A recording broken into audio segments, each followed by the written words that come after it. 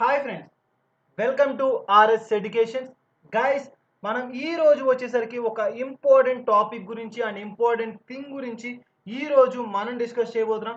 So మెయిన్గా వచ్చేసరికి ఈ రోజు మన యొక్క ఇంపార్టెంట్ టాపిక్ ఏంటి, ప్రజెంట్ ఉన్నటువంటి మనకు ఉన్నటువంటి చాలా ఇంపార్టెంట్ థింగ్ అండి. సో ఆ యొక్క థింగ్ గురించి మనం ఈ రోజు డిస్కస్ చేయనున్నాం. సో ఆ విషయం ఏంటి అండ్ మెయిన్గా తీసుకుంటే దానికి సంబంధించినటువంటి అంశాలు ఏంటి, సో ఆ యొక్క అంశం అనేది మనం చూడబోతున్నాం. సో మెయిన్గా వచ్చేద్దాం. ఇప్పుడు ఈ రోజు వచ్చేసరికి మనం ఒక ముఖ్యమైనటువంటి ఒక ఇంపార్టెంట్ థింగ్ గురించి, ఒక ముఖ్యమైనటువంటి అంశాన్ని గురించి మనం చర్చించనున్నాము. సో ఆ యొక్క అంశానికి సంబంధించినటువంటి ఇంపార్టెంట్ థింగ్స్ అని చెప్పవచ్చు. మెయిన్గా తీసుకుంటే మనకి ఈ యొక్క అంశానికి సంబంధించి చూస్తే చాలా ఇంపార్టెంట్ మనకి. చూడండి, మనకి ఈ రోజు వచ్చేసరికి మెయిన్ ఇంపార్టెంట్ థింగ్ ఏంటి అంటే, చూడండి, జస్ట్ మనకి ఫస్ట్ ఆఫ్ ఆల్ ఒక ఇంపార్టెంట్ ఏదైనా సరే ఒక హెడ్లైన్ అనేది మనం చూస్తున్నప్పుడు సో దానికి సంబంధించినటువంటి మెయిన్ థింగ్ గురించి డిస్కస్ చేయడం అనేది మనకి చాలా ఇంపార్టెంట్. సో ఆ విధంగా తీసుకుంటే ఇప్పుడు ఈ రోజు వచ్చేసరికి మనం ఒక ఇంపార్టెంట్ మెయిన్ థింగ్ అని చెప్తున్నాం. సో అది ఏంటి అంటే మనకి Indian army. So Indian army గురించి ఈ రోజు మనం డిస్కస్ చేయబోతున్నాం. మెయిన్గా వచ్చేసరికి ఈ యొక్క ఇండియన్ ఆర్మీకి సంబంధించి ఒక ఇంపార్టెంట్ థింగ్ మనకి వార్తలు నిలవడం అయితే మెయిన్గా తీసుకుంటే ఇటీవల కాలంలో కూడా ఈ యొక్క ఆర్మీకి సంబంధించి సో ఈ యొక్క ఇండియన్ ఆర్మీ అని చెప్పవచ్చు. సో ఇండియన్ ఆర్మీకి సంబంధించి వివిధ రకాలైనటువంటి అంశాలను మనం చూస్తూ ఉన్నాం. సో ఆ విధంగా తీసుకుంటే ఈ యొక్క ఆర్మీ, సో ఇండియన్ ఆర్మీ భారత రక్షణ వ్యవస్థ, రక్షణ శాఖ అని చెప్పవచ్చు. సో ఈ యొక్క భారత రక్షణ వ్యవస్థకు సంబంధించి చూస్తే చాలా ఇంపార్టెంట్ అని చెప్పవచ్చు. సో దానికి సంబంధించినటువంటి ఒక అంశాన్ని చూడబోతున్నాం. మెయిన్గా తీసుకుంటే ఇండియన్ ఆర్మీ, సో మన భారతదేశంలో అత్యున్నతమైనటువంటి ఒక సంస్థ అని చెప్పవచ్చు. సో మన దేశానికి ఒక కట్టుదిట్టమైనటువంటి ఒక రక్షణ వ్యవస్థ అండ్ మెయిన్గా తీసుకుంటే మనల్ని ప్రొటెక్ట్ చేసేటువంటి ఒక ఉన్నతమైనటువంటి సంస్థ ఏది అంటే మనకి మెయిన్గా తీసుకుంటే ఏంటి అంటే మన యొక్క ఇండియన్ ఆర్మీ. భారత రక్షణ వ్యవస్థ మన యొక్క అద్భుతమైనటువంటి వారి యొక్క పనితీరును ప్రదర్శిస్తున్నటువంటి ఒక ఇంపార్టెంట్. సో ఆ యొక్క సంస్థకు సంబంధించినటువంటి ఒక ఇంపార్టెంట్ థింగ్ గురించి మనం డిస్కస్ చేయబోతున్నాం. సో మెయిన్గా తీసుకుంటే మనం చూడబోతున్నాం ఏంటి అంటే Indian army. So Indian army గురించి మనం మెయిన్గా డిస్కస్ చేయనున్నాము. సో మన భారతదేశానికి సంబంధించినటువంటి ఒక రక్షణ వ్యవస్థ, భారత రక్షణ వ్యవస్థ గురించి మనం డిస్కస్ చేయబోతున్నాం. సో మెయిన్గా వచ్చేద్దాం. ఇప్పుడు ఈ రోజు వచ్చేసరికి ఇండియన్ ఆర్మీ. సో ప్రజెంట్ తీసుకుంటే మన యొక్క ఇండియన్ ఆర్మీ అంటే ఏంటి, సో ఈ యొక్క ఇండియన్ ఆర్మీ యొక్క పని ఏంటి, సో మెయిన్గా చూద్దాం. మన యొక్క ఆర్మీ రక్షణ వ్యవస్థ. సో మొత్తంగా తీసుకుంటే మనకి యొక్క రక్షణ వ్యవస్థ అనేది 3 టైప్స్గా ఉంటుంది ఫ్రెండ్స్. సో ఆ యొక్క 3 టైప్స్ అంశాల గురించి చూద్దాం. మెయిన్గా తీసుకుంటే మనకి మన యొక్క ఇండియన్ నేవీకి సంబంధించి కావచ్చు అండ్ ఇండియన్ ఆర్మీ అనేది. సో ఈ విధంగా తీసుకుంటే మనకి ఈ యొక్క ప్రెజెంట్ ఉన్నటువంటి యొక్క అంశం ఆధారంగా తీసుకుంటే Indian army. So Indian army అనేది మన యొక్క రక్షణ వ్యవస్థలో ఒక కీలకమైనటువంటి పాత్ర పోషిస్తుంది. సో ఈ విధంగా తీసుకుంటే ఈ యొక్క ఇండియన్ ఆర్మీకి సంబంధించి చూస్తే ఒక కీలకమైనటువంటి పాత్ర పోషించడం అయితే జరుగుతుంది. మెయిన్గా తీసుకుంటే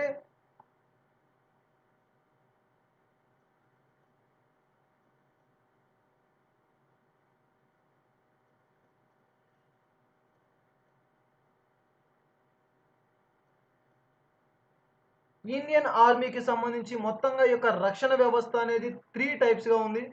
సో మెయిన్గా తీసుకుంటే మన భారతదేశానికి సంబంధించి ఒక రక్షణ వ్యవస్థ, అత్యున్నతమైనటువంటి రక్షణ వ్యవస్థ అని చెప్పవచ్చు. ఆ యొక్క రక్షణ వ్యవస్థకి సంబంధించి చూస్తే మనకి చాలా important and main important thing అని కూడా చెప్పవచ్చు. మెయిన్గా చూడండి, మన యొక్క భారత రక్షణ వ్యవస్థ ఇండియన్ ఆర్మీకి సంబంధించి చూస్తే ఈ యొక్క ఇండియన్ ఆర్మీకి సంబంధించి మెయిన్ ఇంపార్టెంట్ థింగ్స్ గురించి డిస్కస్ చేయబోతున్నాం.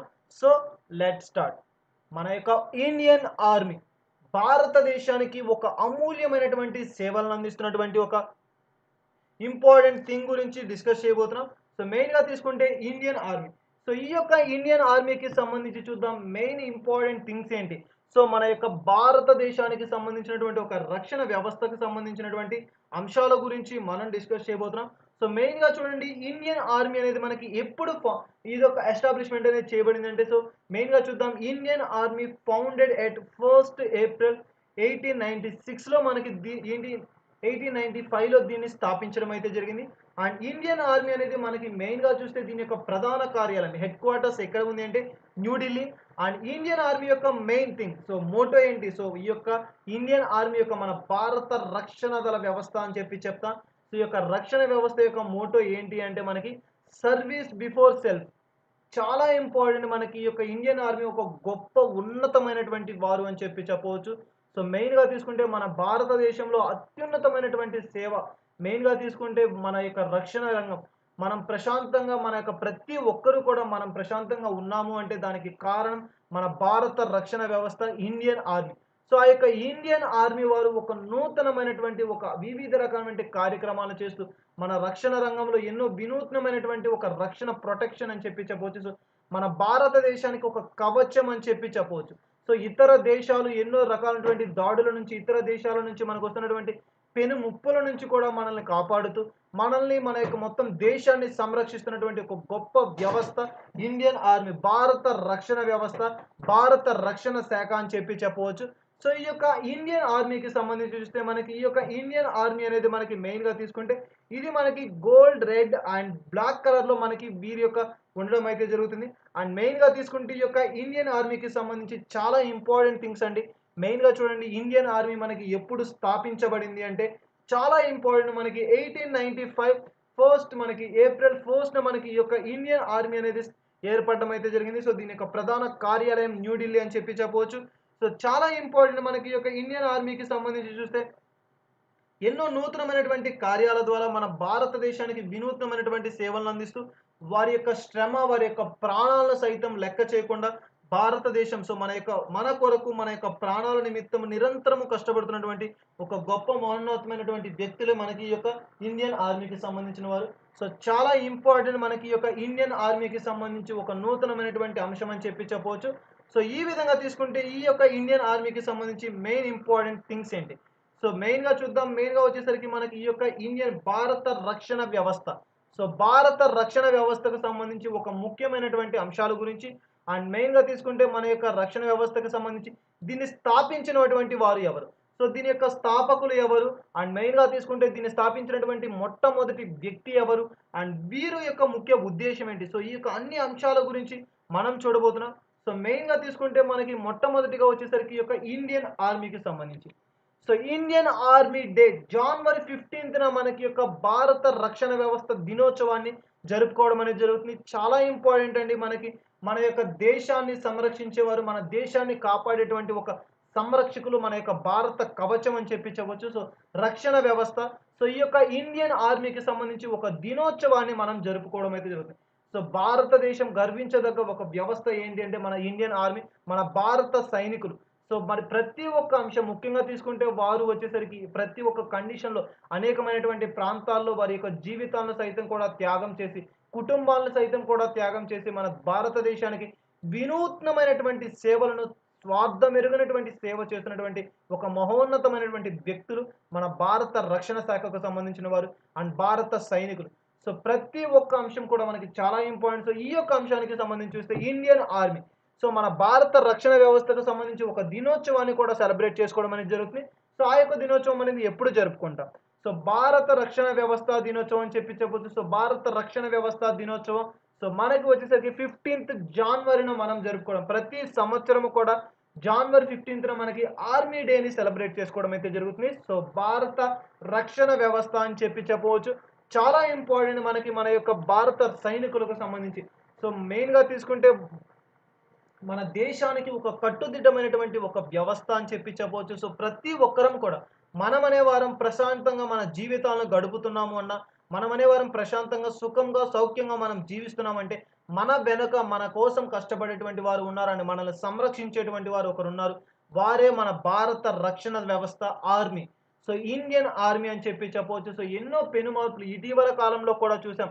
అనేకమైనటువంటి ఉగ్రదాడులు, ఎన్నో కీలకమైనటువంటి అంశాలు తరచూ కూడా జరుగుతున్నాయి. సో, అటువంటి అంశాలన్నిటిలో కూడా వారి ప్రాణాలను సైతం కూడా లెక్క చేయకుండా మనల్ని, మన ప్రాణాలను, మన దేశాన్ని కాపాడుకోవాలని చెప్పే అంశంతోటి సో, మెయిన్‌గా తీసుకుంటే వారు వారి ప్రాణాలకు తెగించి మరీ కష్టపడుతున్నారు.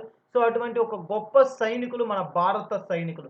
సో, వారికి సంబంధించి ఒక దినోత్సవాన్ని ఒక ముఖ్యమైనటువంటి ఒక డేని కూడా మనం సెలబ్రేట్ చేసుకోవడం అనేది జరుగుతుంది. సో, అదే మనకి Indian army day. Army day భారత రక్షణ వ్యవస్థ దినోత్సవం అని చెప్పి చెప్పొచ్చు. రక్షణ దినోత్సవం అని చెప్పి చెప్పొచ్చు. సో, ఒక కీలకమైనటువంటి పాత్ర పోషిస్తున్నటువంటి ఒక ఉన్నతమైనటువంటి, మహోన్నతమైనటువంటి వ్యక్తులే మన భారత రక్షణ వ్యవస్థలో ఆర్మీస్. సో వీరి యొక్క దినోత్సవాన్ని సో ప్రతి సంవత్సరము కూడా జనవరి 15వ తారీఖున సెలబ్రేట్ చేసుకోవడం అనేది జరుగుతుంది. చాలా ఇంపార్టెంట్ మనకి ఈ యొక్క అంశానికి సంబంధించి చూస్తే మనకి జీకే పాయింట్ ఆఫ్ వ్యూలో కూడా ఇండియన్ ఆర్మీకి సంబంధించి అనేకమైనటువంటి అంశాలు ఇటీవల కాలంలో జరిగినటువంటి ఉగ్రదాడులకు సంబంధించి కావచ్చు, వారిని ప్రతిఘటించడం కావచ్చు, ఒక గొప్ప వ్యక్తులుగా అనేకమైనటువంటి సేవలను మన భారతదేశం కోసం వారు చేశారు. ఎన్నో ఒక తెలివితేటలను ప్రదర్శించారు. ఒక నూతనమైనటువంటి ఎన్నో గొప్ప గొప్ప కార్యాలు అండ్ ముఖ్యంగా తీసుకుంటే ఇతర దేశాల నుంచి ఎన్నో ఇటీవల కాలంలో కూడా చూసాం. మన భారతదేశానికి స్వాతంత్రం వచ్చిన తరువాత కూడా వివిధ రకాలైనటువంటి యుద్ధాల సమయంలో మన భారతదేశాన్ని సంరక్షించినటువంటి ఒక గొప్ప సైన్యం మన భారత సైన్యం. So Indian army. సో వీరికి సంబంధించి ఒక దినోత్సవాన్ని సెలబ్రేట్ చేసుకోవడం అయితే జరుగుతుంది. సో ప్రతి సంవత్సరం కూడా మనకి దీన్ని సెలబ్రేట్ చేసుకోవడం అనేది జరుగుతుంది. ఏంటి అది ఎప్పుడు అంటే మనకి మెయిన్‌గా చూడండి, మనకి ఎప్పుడు దీన్ని సెలబ్రేట్ చేసుకుంటారు అంటే వచ్చేసరికి ప్రతి సంవత్సరం కూడా మనకి జనవరి 15వ తారీఖున ఈ యొక్క ఇండియన్ ఆర్మీ డేని సెలబ్రేట్ చేసుకోవడం అనేది జరుగుతుంది. సో మెయిన్‌గా తీసుకుంటే ప్రతి భారతీయుని సంరక్షించి చాలా ఇంపార్టెంట్ అండి. మనకి మెయిన్‌గా తీసుకుంటే ప్రతి భారతీయుడికి కూడా ఒక గొప్ప దినోత్సవం అని చెప్పి చెప్పొచ్చు. సో మనమందరము కూడా సెలబ్రేట్ చేసుకునేటువంటి ఒక గర్వకారణం అని చెప్పి చెప్పొచ్చు. సో మెయిన్‌గా తీసుకుంటే ఇండియన్ ఆర్మీ డే అనేది మనకి ప్రతి సంవత్సరం జనవరి 15న జరుపుకోవడం అయితే జరుగుతుంది.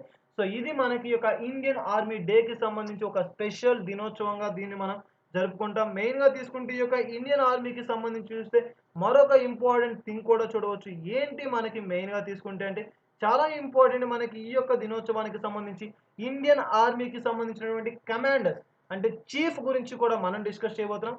సో మెయిన్‌గా చూస్తే మనకి వీరి గురించి చూద్దాం. మనకి మెయిన్ ఇంపార్టెంట్ పర్సన్ వీరు చాలా గౌరవనీయులైనటువంటి వీరికి సంబంధించి చూస్తే ఏంటి మనకి ఒక ముఖ్యమైనటువంటి అంశం అంటే మెయిన్‌గా చూద్దాం వీరు ఎవరు అంటే మనకి మన యొక్క రక్షణ వ్యవస్థ అని చెప్పి చెప్తున్నాం. సో భారత రక్షణ వ్యవస్థ ఫీల్డర్ మార్షల్ కెండమ్ కొడెడెరా మోడప్ప చరిప్ప అని చెప్పే ఒబేయ్ వీరు మనకి ఈ యొక్క first Indian commander chief.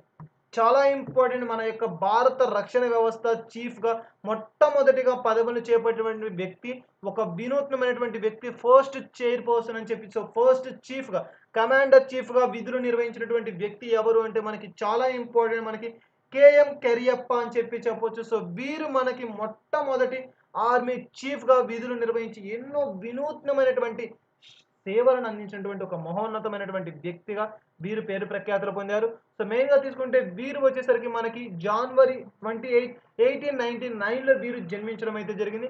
So మెయిన్‌గా తీసుకుంటే he was the first Indian commander in chief అని చెప్పి చెప్పొచ్చు of the Indian army. He lead Indian forces on the western front during the Indo Pakistan war. మనకి మెయిన్‌గా తీసుకుంటే మన భారతదేశానికి పాకిస్తాన్‌కి సంబంధించి సో మనం ఇటీవల కాలంలో కూడా చూసాం. మెయిన్ ఇంపార్టెంట్ థింగ్ వీరికి సంబంధించి చూస్తే వీరు ఏ కాలంలో ఉన్నారు అంటే ఇండో పాకిస్తాన్ వార్. సో 1947లో ఒక కీలకమైనటువంటి ఒక యుద్ధం, ఒక వార్ అని చెప్పి చెప్పవచ్చు.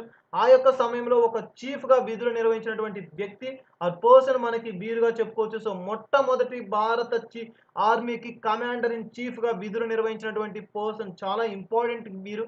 సో మొట్టమొదటి chief. He was appointed commander in chief of the Indian army in 1947. మెయిన్‌గా తీసుకుంటే 1949వ సంవత్సరంలో వీరు ఇండియన్ చీఫ్‌గా వీరు నియామక ప్రక్రియ ద్వారా అపాయింట్మెంట్ అవ్వడం అయితే జరిగింది. He is the only one of the 2 Indian army officers to hold the 5 star rank. చాలా ఇంపార్టెంట్ అండి మనకి మెయిన్‌గా తీసుకుంటే మనకి ఇటీవల కాలంలో ముఖ్యంగా చూడండి ఈ యొక్క అంశానికి సంబంధించి చూస్తే Indo Pakistan. So Indo Pakistan war అని చెప్పి చూస్తాం. చాలా ఇంపార్టెంట్ మనకి ఈ యొక్క వార్ అనేది 1947లో ఉన్నప్పుడు ఆ యొక్క సమయంలో వీరిని మనకి కమాండర్ చీఫ్‌గా నియమించడం అయితే జరిగింది. చాలా ఇంపార్టెంట్ పర్సన్ మనకి మెయిన్‌గా తీసుకుంటే వీరికి సంబంధించినటువంటి అంశాలు చూద్దాం. అండ్ మెయిన్‌గా తీసుకుంటే వీరికి సంబంధించి చూస్తే ఫస్ట్ పర్సన్‌గా వీరు నియమితులవ్వడం అయితే జరిగింది. ఎప్పుడు ఏ సమయంలో అంటే మనకి జనరల్ సర్ ఫ్రాన్సిస్ రోబర్ట్ ట్రైబోంచ్. సో సెకండ్ పర్సన్ మనకి ఇండియన్ ఆర్మీకి చీఫ్‌గా నియమితులైనటువంటి మరొక పర్సన్ ఎవరు? అండ్ మెయిన్‌గా తీసుకోవచ్చు ఫస్ట్ మనకి second chief of the army staff and commander in chief Indian army. మెయిన్‌గా తీసుకుంటే 15 జనవరి 1949 అని చెప్పి చెప్పవచ్చు. సో వీరు మనకి మెయిన్‌గా తీసుకుంటే జనరల్ సార్‌గా so main important person Maharajashri Rajendra Shri Jadeja. చాలా ఇంపార్టెంట్ పర్సన్స్ అండి వీరందరూ కూడా మనకి మన భారత రక్షణ వ్యవస్థకు సంబంధించి ఒక కీలకమైనటువంటి ఒక సేవలను అందించి ఎన్నో వినూత్నమైనటువంటి సేవలు అందించినటువంటి మొట్టమొదటి వ్యక్తిగా పేరు ప్రఖ్యాతులు పొందారు. అనేకమైనటువంటి కార్యాలు కూడా నిర్వహించడం అయితే జరిగింది. మనకి మెయిన్‌గా తీసుకుంటే ఈ యొక్క భారతదేశానికి సంబంధించి ఆర్మీకి సంబంధించి మొట్టమొదటి చీఫ్‌గా నియమితులైనటువంటి వ్యక్తి చీఫ్ కమాండర్‌గా వీరు నియమితులవ్వడం అయితే జరిగింది. సో చాలా ఇంపార్టెంట్ పర్సన్ మనకి వీరికి సంబంధించి చూస్తే ఈ యొక్క ఆర్మీకి సంబంధించినటువంటి వివిధ రకాలైనటువంటి అంశాలని చెప్పవచ్చు. సో మెయిన్‌గా తీసుకుంటే మన యొక్క భారత రక్షణ వ్యవస్థకి మొట్టమొదటి చీఫ్‌గా నియమితులై నియామక ప్రక్రియ ద్వారా 1953వ సంవత్సరం వరకు కూడా అనేకమైనటువంటి సేవలను అందించినటువంటి వ్యక్తి వీరు. నెక్స్ట్ వచ్చేసరికి మనకి ప్రస్తుతం ఉన్నటువంటి చీఫ్ ఎవరు? సో మొట్టమొదటి మనకి చాలా ఇంపార్టెంట్ మనకి రక్షణ శాఖ మంత్రిగా విధులు నిర్వహిస్తున్నటువంటి పర్సన్ ఎవరంటే గౌరవనీయులైనటువంటి రాజ్‌నాథ్ సింగ్ గారు. చాలా ఇంపార్టెంట్ మనకి ప్రస్తుతం ఉన్నటువంటి యొక్క అంశానికి సంబంధించి చూస్తే సో ఇండియన్ ఆర్మీ కమాండర్ చీఫ్‌గా పోస్టులు మనకి ఇప్పుడున్న ఈ రోజున మనకి ఈ యొక్క విధులు నిర్వహిస్తున్నటువంటి వారికి సంబంధించి చూద్దాం. చాలా ఇంపార్టెంట్ పర్సన్ మనకి వీరి గురించి మనం ఇటీవల కాలంలో కూడా వివిధ రకాలైనటువంటి అంశాలను చూసాం. సో రాజ్‌నాథ్ సింగ్ గారు. సో రాజ్‌నాథ్ సింగ్ గారు మనకి రక్షణ మంత్రిత్వ శాఖకు సంబంధించి ఒక important person. So Rajnath Singh గారు జూలై 10వ తారీఖున 1951వ సంవత్సరంలో మనకి వీరికి సంబంధించినటువంటి అంశాలను చూద్దాం. మెయిన్ ఇంపార్టెంట్ థింగ్ భారతదేశ రాజకీయ నాయకులు. ఆయన భారతీయ జనతా పార్టీ అధ్యక్షుడిగా కూడా వ్యవహరించారు. ఆయన నరేంద్ర మోడీ గారి నాయకత్వంలోని ఎన్‌డీఏ ప్రభుత్వంలో క్యాబినెట్ మంత్రిగా కూడా పనిచేస్తున్నారు. మెయిన్‌గా తీసుకుంటే భౌతిక శాస్త్ర అధ్యాపకునిగా సో వివిధ రకాలైనటువంటి కార్యక్రమాలు ఇటీవల కాలంలో వీరు ఈ యొక్క మంత్రిగా విధులు నిర్వహించక ముందు ఒక గొప్ప ఎన్నో కార్యక్రమాలు ఎన్నో విధులు నిర్వహించినటువంటి వ్యక్తి రాజ్‌నాథ్ సింగ్ గారు. హోంమంత్రి భారత కేంద్ర ప్రభుత్వం అధికారంలో ప్రస్తుతం మెయిన్‌గా తీసుకుంటే ప్రస్తుతం ఉన్నటువంటి ఏ పార్టీకి చెందినవారు అదే విధంగా తీసుకుంటే రాజ్‌నాథ్ సింగ్ గారు చాలా ఇంపార్టెంట్ పర్సన్. మనకి ఈ యొక్క అంశానికి సంబంధించి చూస్తే ఇటీవల కాలంలో వీరికి సంబంధించినటువంటి వివిధ రకాలైనటువంటి అంశాలను కూడా చూసాం. సో మెయిన్ మనకి వీరికి సంబంధించి బేసిక్స్ చూద్దాం. రాజ్‌నాథ్ సింగ్ గారు మనకి ఉత్తరప్రదేశ్ రాష్ట్రంలోని చందౌలి జిల్లాలో బాబౌరా అనే ఒక చిన్న గ్రామంలో రాజ్‌పుత్ కుటుంబంలో జన్మించారు. గుజరాతీ దేవి రామ్ బదన్ సింగ్ గారికి తల్లిదండ్రులు అని చెప్పవచ్చు. సో వీరికి సంబంధించి చూస్తే వీరి యొక్క ఎక్కడ జన్మించారు అంటే ఉత్తరప్రదేశ్ రాష్ట్రంలోని చందౌలి జిల్లాలో వీరు జన్మించడం అయితే జరిగింది. సో మెయిన్‌గా తీసుకుంటే వీరికి సంబంధించి ఒక రాజకీయ జీవితం వీరు ఏ విధంగా వారి యొక్క రాజకీయ జీవితాన్ని ప్రారంభించారు ఎటువంటి యొక్క జీవితాన్ని ప్రారంభించారంటే ఉత్తరప్రదేశ్ జాట్ నేత లక్నో నుంచి లోక్‌సభకు ఎన్నికైనటువంటి వ్యక్తి. భారతీయ జనతా పార్టీ జాతీయ అధ్యక్షుడిగా కూడా విధులు నిర్వహించారు. నరేంద్ర మోడీ ప్రధాని అభ్యర్థి అయినటువంటి పార్టీ. సో ఈ విధంగా తీసుకుంటే వీరు మనకి ఒక చాలా ముఖ్యమైనటువంటి వ్యక్తి. ఇండియన్ ఆర్మీకి ఫస్ట్ మనకి ఈ రోజు ఇప్పటి ప్రస్తుతానికి ప్రస్తుతం విధులు నిర్వహించినటువంటి వ్యక్తి ఎవరు అంటే రాజ్‌నాథ్ సింగ్ గారు. సో రాజ్‌నాథ్ సింగ్ గారు భారత రక్షణ మంత్రిత్వ శాఖకు ఒక మెయిన్ పర్సన్ చీఫ్ అని చెప్పవచ్చు. సో మెయిన్‌గా తీసుకుంటే ఇటీవల కాలంలో కూడా వీరికి సంబంధించి అనేకమైనటువంటి కార్యక్రమాలను మనం చూస్తున్నాం. చాలా ఇంపార్టెంట్ వివిధ రకాలైనటువంటి కార్యక్రమాలను ప్రవేశపెట్టారు. సో రాజ్‌నాథ్ సింగ్ గారు మెయిన్‌గా తీసుకుంటే మనకి అనేకమైనటువంటి కార్యక్రమాలు చేశారు. మెయిన్ ఇంపార్టెంట్ థింగ్ మనకి 2000 ఇయర్‌లో మనకి అక్టోబర్ 28న ఈయన యూపీ ముఖ్యమంత్రిగా కూడా బాధ్యతలు స్వీకరించారు. వీరు హైదర్‌గఢ్ నుండి శాసనసభ్యులుగా 2 సార్లు ఎన్నికయ్యారు. సో అనేక పదవులను కూడా స్వీకరించి అనేక పదవులను కూడా నిర్వహించినటువంటి వారు. సో చాలా ఇంపార్టెంట్ పర్సన్ మనకి రాజ్‌నాథ్ సింగ్ గారు. సో వీరు మనకి ఈ రోజు వచ్చేసరికి భారత రక్షణ శాఖకు సంబంధించి ఒక పర్సన్. సో చీఫ్‌గా విధులు నిర్వహిస్తున్నటువంటి వ్యక్తి రాజ్‌నాథ్ సింగ్ గారు. చాలా ఇంపార్టెంట్ పర్సన్ మనం వీరికి సంబంధించి చూస్తే ఈ విధంగా మనకి ప్రస్తుతం విధులు నిర్వహిస్తున్నటువంటి వ్యక్తి ఎవరు అంటే రాజ్‌నాథ్ సింగ్ గారు. నెక్స్ట్ మనకి ఏం ఇంపార్టెంట్ తీసుకుంటే ఒక ఆర్మీ. సో మెయిన్‌గా తీసుకుందాం యొక్క ఆర్మీకి సంబంధించినటువంటి పూర్తి విషయాల్లోకి వెళ్ళిపోదాం. సో ఆర్మీ ఇండియన్ ఆర్మీ మన భారత రక్షణ శాఖ రక్షణ వ్యవస్థ అని చెప్పవచ్చు. భారత సైనిక దళం యొక్క ప్రధాన కర్తవ్యం. మన భారతదేశం యొక్క సైనికులకు ఉన్నటువంటి ఒక ప్రధానమైనటువంటి కర్తవ్యం ఏంటి అంటే మనకి చాలా ఇంపార్టెంట్ మన యొక్క భూభాగాన్ని పరిరక్షించడంతో పాటు దేశాలలో ఉన్నటువంటి శాంతి భద్రతలను నెలకొల్పడం చాలా ఇంపార్టెంట్ అని మన యొక్క రక్షణ వ్యవస్థ. సో చాలా మంది చూస్తూ ఉంటారు అనేకమైనటువంటి దేశాలు ఉగ్రదాడులు జరుపుతుంటాయి కానీ మన యొక్క భారతదేశం మాత్రం శాంతియుతంగా మాత్రమే యుద్ధాలను జరుగుతుంది అని చెప్పి ఒక గొప్ప దేశం సగౌరవంగా చెప్పుకోవచ్చు. అనేకమైనటువంటి దేశాలు చాలా చూసాం మనం ఇటీవల కాలంలో కూడా మనకి యొక్క ఉగ్రదాడులకు సంబంధించి. కానీ మన భారతదేశంలో ఉన్నటువంటి యొక్క రక్షణ వ్యవస్థ మాత్రం విధులను నిర్వహించడం ఎలా అంటే ఒక సమన్వయంతోటి ఒక శాంతియుతంగా మన భారతదేశాన్ని కట్టడి చేస్తూ అనేకమైనటువంటి ఉగ్రదాడుల నుంచి అనేక సార్లు మన భారతదేశాన్ని కాపాడుతూ ఒక రక్షణ కవచంగా మన దేశానికి భద్రపరుస్తున్నటువంటి వారు ఎవరు అంటే భారత సైనిక దళం, భారత రక్షణ వ్యవస్థ అని చెప్పవచ్చు. సో మెయిన్‌గా తీసుకుంటే వీరికి సంబంధించి చూస్తే సరిహద్దుల్లో భద్రతను పర్యవేక్షించే ఒక కీలకమైనటువంటి బాధ్యత మనకి మెయిన్‌గా తీసుకుంటే ప్రస్తుత ఆర్మీలో మొత్తంగా తీసుకుంటే మనకి ఎంతమంది ఉన్నారంటే సుమారు 25 లక్షల మంది మన యొక్క భారతదేశానికి రక్షణ వ్యవస్థలో విధులు నిర్వహించేటువంటి వారున్నారు. అండ్ మెయిన్‌గా తీసుకుంటే వీరిలో 12 లక్షల మంది రిజర్వ్ సైన్యం. అనగా ఈ యొక్క సైన్యం అవసరమైనప్పుడు మాత్రమే మనకి రంగంలోకి దిగుతుంది. చాలా ఇంపార్టెంట్.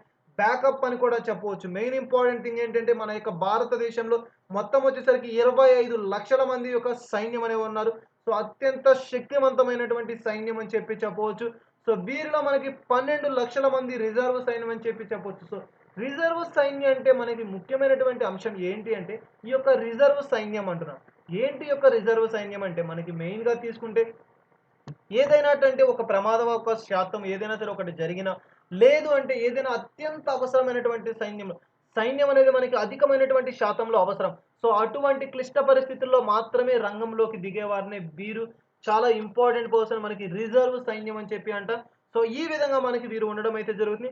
అండ్ మెయిన్‌గా తీసుకుంటే మనకి 1947వ సంవత్సరంలో స్వాతంత్రం వచ్చినప్పటి తరువాత నుండి ఇప్పటి వరకు కూడా బ్రిటిష్ ఇండియన్ ఆర్మీ భారత్, పాకిస్తాన్‌ల కోసం మనకి 2 భాగాలు చేశారు. అప్పుడే భారత సైన్యానికి ఇండియన్ ఆర్మీ అనే పేరు పెట్టడం జరిగింది. చాలా ఇంపార్టెంట్ మనకి. మన భారతదేశానికి సంబంధించి ఇండియన్ ఆర్మీ అనేటువంటి ఒక పేరు మనకి ఎప్పుడు రావడం జరిగింది. అండ్ ఏ విధంగా రావడం జరిగిందంటే, మనకి 1947వ సంవత్సరంలో మనకి స్వాతంత్రం అయితే రావడం జరిగింది. ఆగస్టు 15వ తారీఖున. అప్పటి వరకు కూడా ఉన్నటువంటి మన యొక్క బ్రిటిష్ ఇండియన్ ఆర్మీ అంటాం. చాలా ఇంపార్టెంట్ మనకి.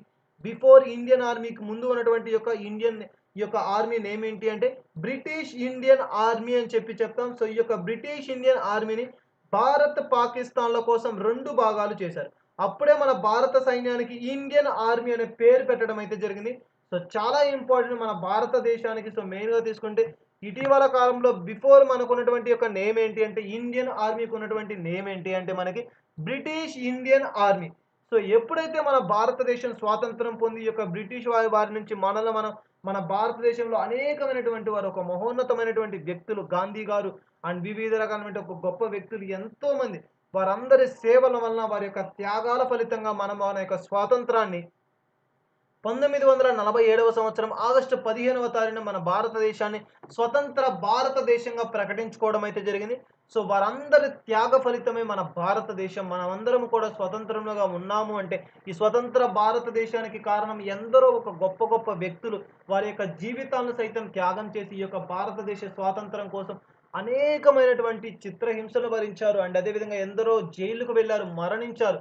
సో వారందరి త్యాగ ఫలితమే మన భారత స్వాతంత్ర రాజ్యం అని చెప్పవచ్చు. సో ఈ విధంగా తీసుకుంటే వీరి తరువాత సో ఇప్పటి వరకు మనకి అప్పటి వరకు ఉన్నది ఏంటి అంటే మనకి ఈ బ్రిటిష్ ఇండియన్ ఆర్మీని మనం తరువాత కాలంలో ఈ యొక్క స్వాతంత్రం అనంతరం మనకి మెయిన్‌గా తీసుకుంటే దీన్ని ఏ విధంగా విభజించారంటే భారత్, పాకిస్తాన్‌ల కోసం 2 భాగాలు చేశారు. ఏంటి అంటే భారత సైన్యానికి ఇండియన్ ఆర్మీ అనే ఒక పేరుతోటి నామకరణం చేస్తూ మనకి ఇండియన్ ఆర్మీగా స్థాపించడం అయితే జరిగింది. చాలా ఇంపార్టెంట్ మనకి ఈ యొక్క ఇండియన్ ఆర్మీ అనేది మనకి ఎప్పుడు బ్రిటిష్ ఇండియన్ ఆర్మీ అనేది మనకి ఎప్పుడు స్థాపించబడింది అంటే 1895 ఏప్రిల్ 1న మనకి స్థాపించబడడం అయితే జరిగింది.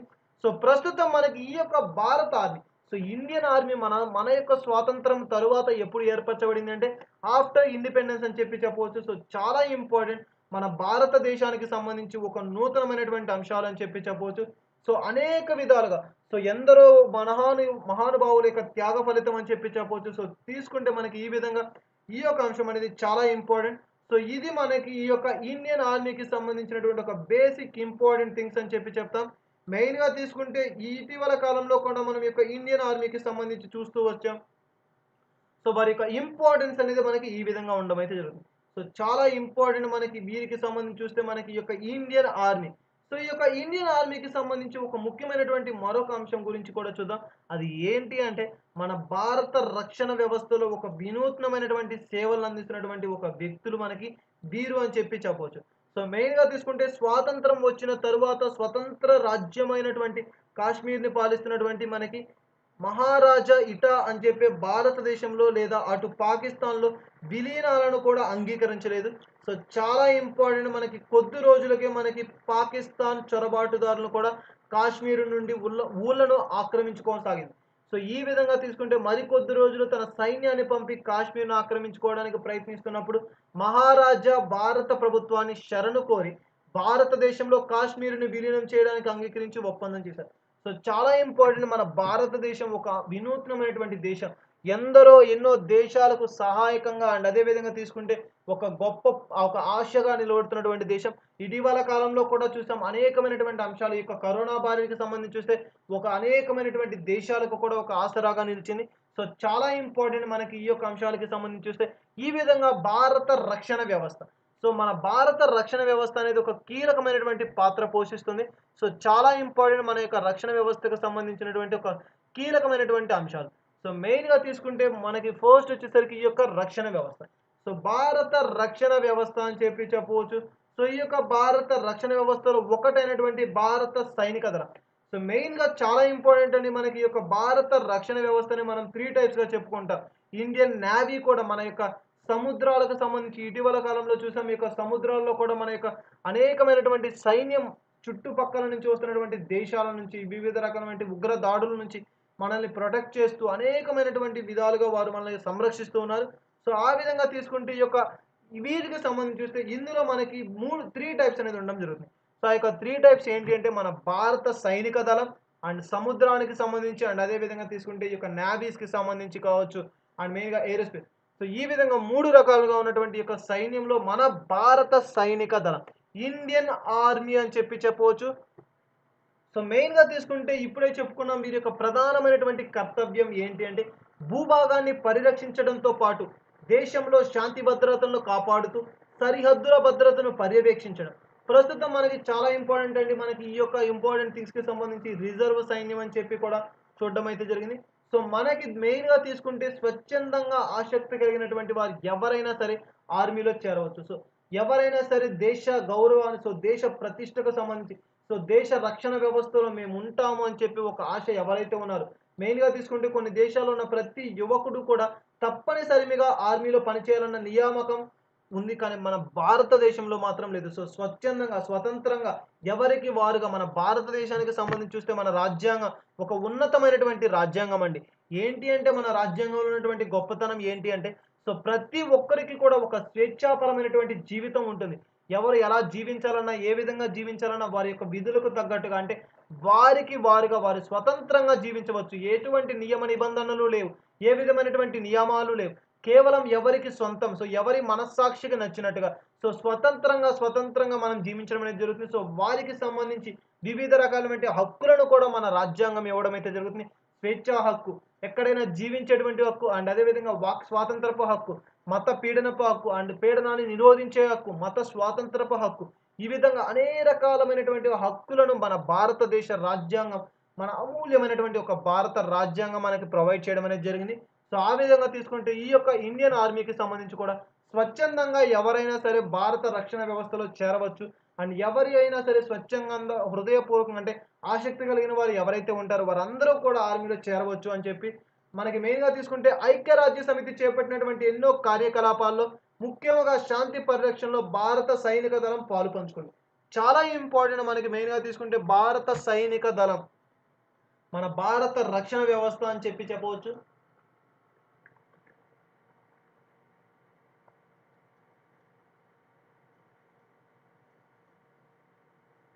చాలా ఇంపార్టెంట్ అండి. మనకి ఈ యొక్క రక్షణ వ్యవస్థకు సంబంధించినటువంటి అనేకమైనటువంటి అంశాలు మనం ఇటీవల కాలంలో కూడా తరచూ చూస్తున్నాం. సో, మెయిన్‌గా తీసుకుంటే మన భారతదేశ చరిత్ర.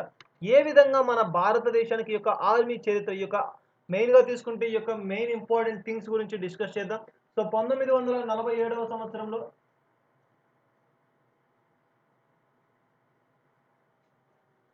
1947వ సంవత్సరంలో స్వాతంత్రం వచ్చినప్పటి నుండి కూడా మనకి తీసుకుంటే అప్పటి వరకు కూడా ఉన్నటువంటి బ్రిటిష్ ఇండియన్ ఆర్మీని భారత్, పాకిస్తాన్‌ల కోసం 2 భాగాలు చేయడం అయితే జరిగిందండి. అప్పుడే మన భారత సైన్యానికి ఇండియన్ ఆర్మీ అనే పేరు పెట్టడం జరిగింది. చాలా ఇంపార్టెంట్. ఇటీవల కాలంలో మన భారతదేశానికి సంబంధించి చూస్తే ఈ యొక్క అంశానికి చాలా ఇంపార్టెన్స్ అనేది ఉంటుంది. సో ఇటీవల కాలంలో చూస్తే బ్రిటిష్ ఇండియన్ ఆర్మీ అని చెప్పి చెప్తారు. సో ఎప్పుడైతే మన స్వాతంత్రం అనేది మనం పొందామో, సో ఇతర దేశాలు, సో ఈ యొక్క బ్రిటిష్ దేశం నుంచి, సో ఈ యొక్క వారిని పారద్రోలి, ఎప్పుడైతే తెల్లవారిని పారద్రోలి మన దేశానికి స్వాతంత్రం మనం పొందుకున్నామో, ఆ క్షణమున, సో ఆ రోజు నుంచి మన యొక్క ఆర్మీని ఇండియన్ ఆర్మీగా నామకరణం అనేది చేయడం అనేది జరిగింది. సో అప్పటి నుంచి మన భారతదేశంలో సో ఒక రక్షణ వ్యవస్థ మనపై ఏర్పడడం అయితే జరిగింది. సో చాలా ఇంపార్టెంట్ ఈ యొక్క ఇండియన్ ఆర్మీకి సంబంధించి. సో ఆ తరువాత కాలంలో మనకి వివిధ రకాలైనటువంటి యుద్ధాలు కూడా సంభవించాయి. సో ఆ యొక్క ప్రతి యుద్ధం గురించి, మన రక్షణ రంగం ఏ విధమైనటువంటి ప్రతిభను కనపరిచి ఆ యొక్క దేశాల మీద మన భారతదేశం అనేది విజయం సాధించింది, మన రక్షణ రంగం అనేది మన భారతదేశాన్ని ఏ విధంగా పరిరక్షించిందని చెప్పి చూద్దాం. సో మెయిన్‌గా తీసుకుంటే మొదటి కాశ్మీర్ యుద్ధం చాలా ఇంపార్టెంట్. మన యొక్క ఈ యొక్క రంగం మనకి మెయిన్‌గా తీసుకుంటే మన భారతదేశ చరిత్రలోనే అత్యున్నతమైనటువంటి అండ్ చాలా ఇంపార్టెంట్ యుద్ధం మన మొదటి కాశ్మీర్ యుద్ధం అని చెప్పి చెప్తాం. సో చాలా ఇంపార్టెంట్. స్వాతంత్రం వచ్చిన తరువాత, స్వతంత్ర రాజ్యమైనటువంటి తరువాత కాశ్మీర్‌ను పాలిస్తున్నటువంటి మహారాజు ఇటు భారతదేశంలో లేదా అటు పాకిస్తాన్‌లోను విలీనానికి అంగీకరించడం అనేది జరగలేదు. మెయిన్‌గా చూస్తే మనకెప్పుడైతే మన యొక్క ఇండిపెండెన్స్, మన స్వాతంత్రం అనేది పొందుకున్నామో, ఆ పొందుకున్న తరువాత కాశ్మీర్ చాలా ఇంపార్టెంట్. మనకి మెయిన్‌గా తీసుకుంటే స్వతంత్ర రాజ్యం అని చెప్పి చెప్పవచ్చు. సో కాశ్మీర్‌ని పాలిస్తున్నటువంటి మహారాజు వీరు వచ్చేసరికి భారతదేశంలో కలవడానికి కావచ్చు, లేదంటే పాకిస్తాన్‌లో కలవడానికి కావచ్చు, వారిని విలీనం చేయడానికి అంగీకారం అయితే తెలుపలేదు. సో నిరాకరించారని చెప్పి చెప్పవచ్చు. కొద్ది రోజులకు మనకి పాకిస్తాన్ చొరబాటుదారులను కాశ్మీర్‌కు పంపి ఊళ్ళను ఆక్రమించుకోవడం అనేది సాగడం జరిగింది. చాలా ఇంపార్టెంట్ అండి. మరికొద్ది రోజులకు తీసుకుంటే తన సైన్యాన్ని పంపి కాశ్మీర్‌ని ఆక్రమించుకోవడానికి కూడా ప్రయత్నిస్తున్నప్పుడు మహారాజు భారత ప్రభుత్వాన్ని శరణు కోరారు. చాలా ఇంపార్టెంట్. మన భారతదేశం అనేక దేశాలకు, అనేక ప్రాంతాలకు కూడా ఒక గొప్ప వినూత్నమైనటువంటి సేవల్లో ఎప్పుడూ కూడా మన దేశం అనేది ముందుంటుంది. సో మరొకసారి చూస్తాం. మనకి మెయిన్ ఇంపార్టెంట్ చూస్తే దీనికి సంబంధించి చూస్తే శరణు కోరగా చూసుకుంటే మనకి ఏం జరిగింది అంటే, భారతదేశంలో కాశ్మీర్‌ని విలీనం చేయడానికి అంగీకరించి ఒప్పందం చేశారు. చాలా ఇంపార్టెంట్. అప్పుడు భారత ప్రభుత్వ జనరల్ తిమ్మయ్య నేతృత్వంలో సైన్యాన్ని పంపి పాకిస్తాన్ సైన్యాన్ని కాశ్మీర్ నుండి వెళ్ళగొట్టసాగింది. ఆ సమయంలో మనకి యొక్క ఐక్యరాజ్య సమితి అనేది 2 దేశాల మధ్య శాంతి చర్చలు ప్రారంభించి సరిహద్దు రేఖను నిర్ణయించడంతో వివాదానికి తెరపడింది.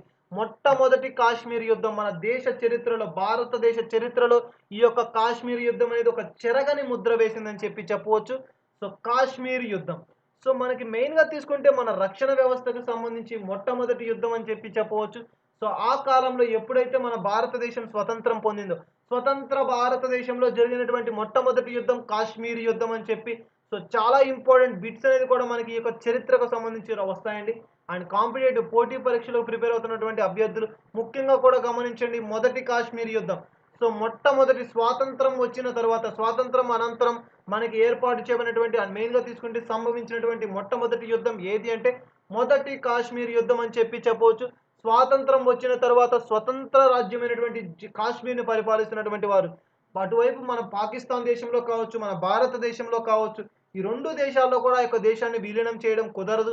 అండ్ స్వతంత్రంగా మేమే పరిపాలించుకుంటామని చెప్పి వారు వ్యవహరించడం అయితే జరిగింది. ఆ తరువాత కాలంలో జరిగినటువంటి యొక్క దాడులకు సంబంధించి కావచ్చు, ఈ యొక్క చొరబాటులకు సంబంధించి కావచ్చు, భారతదేశాన్ని శరణు కోరి భారతదేశంలో విలీనం చేయడం కోసం అంగీకరించండి అని చెప్పి కోరడం అయితే జరిగింది.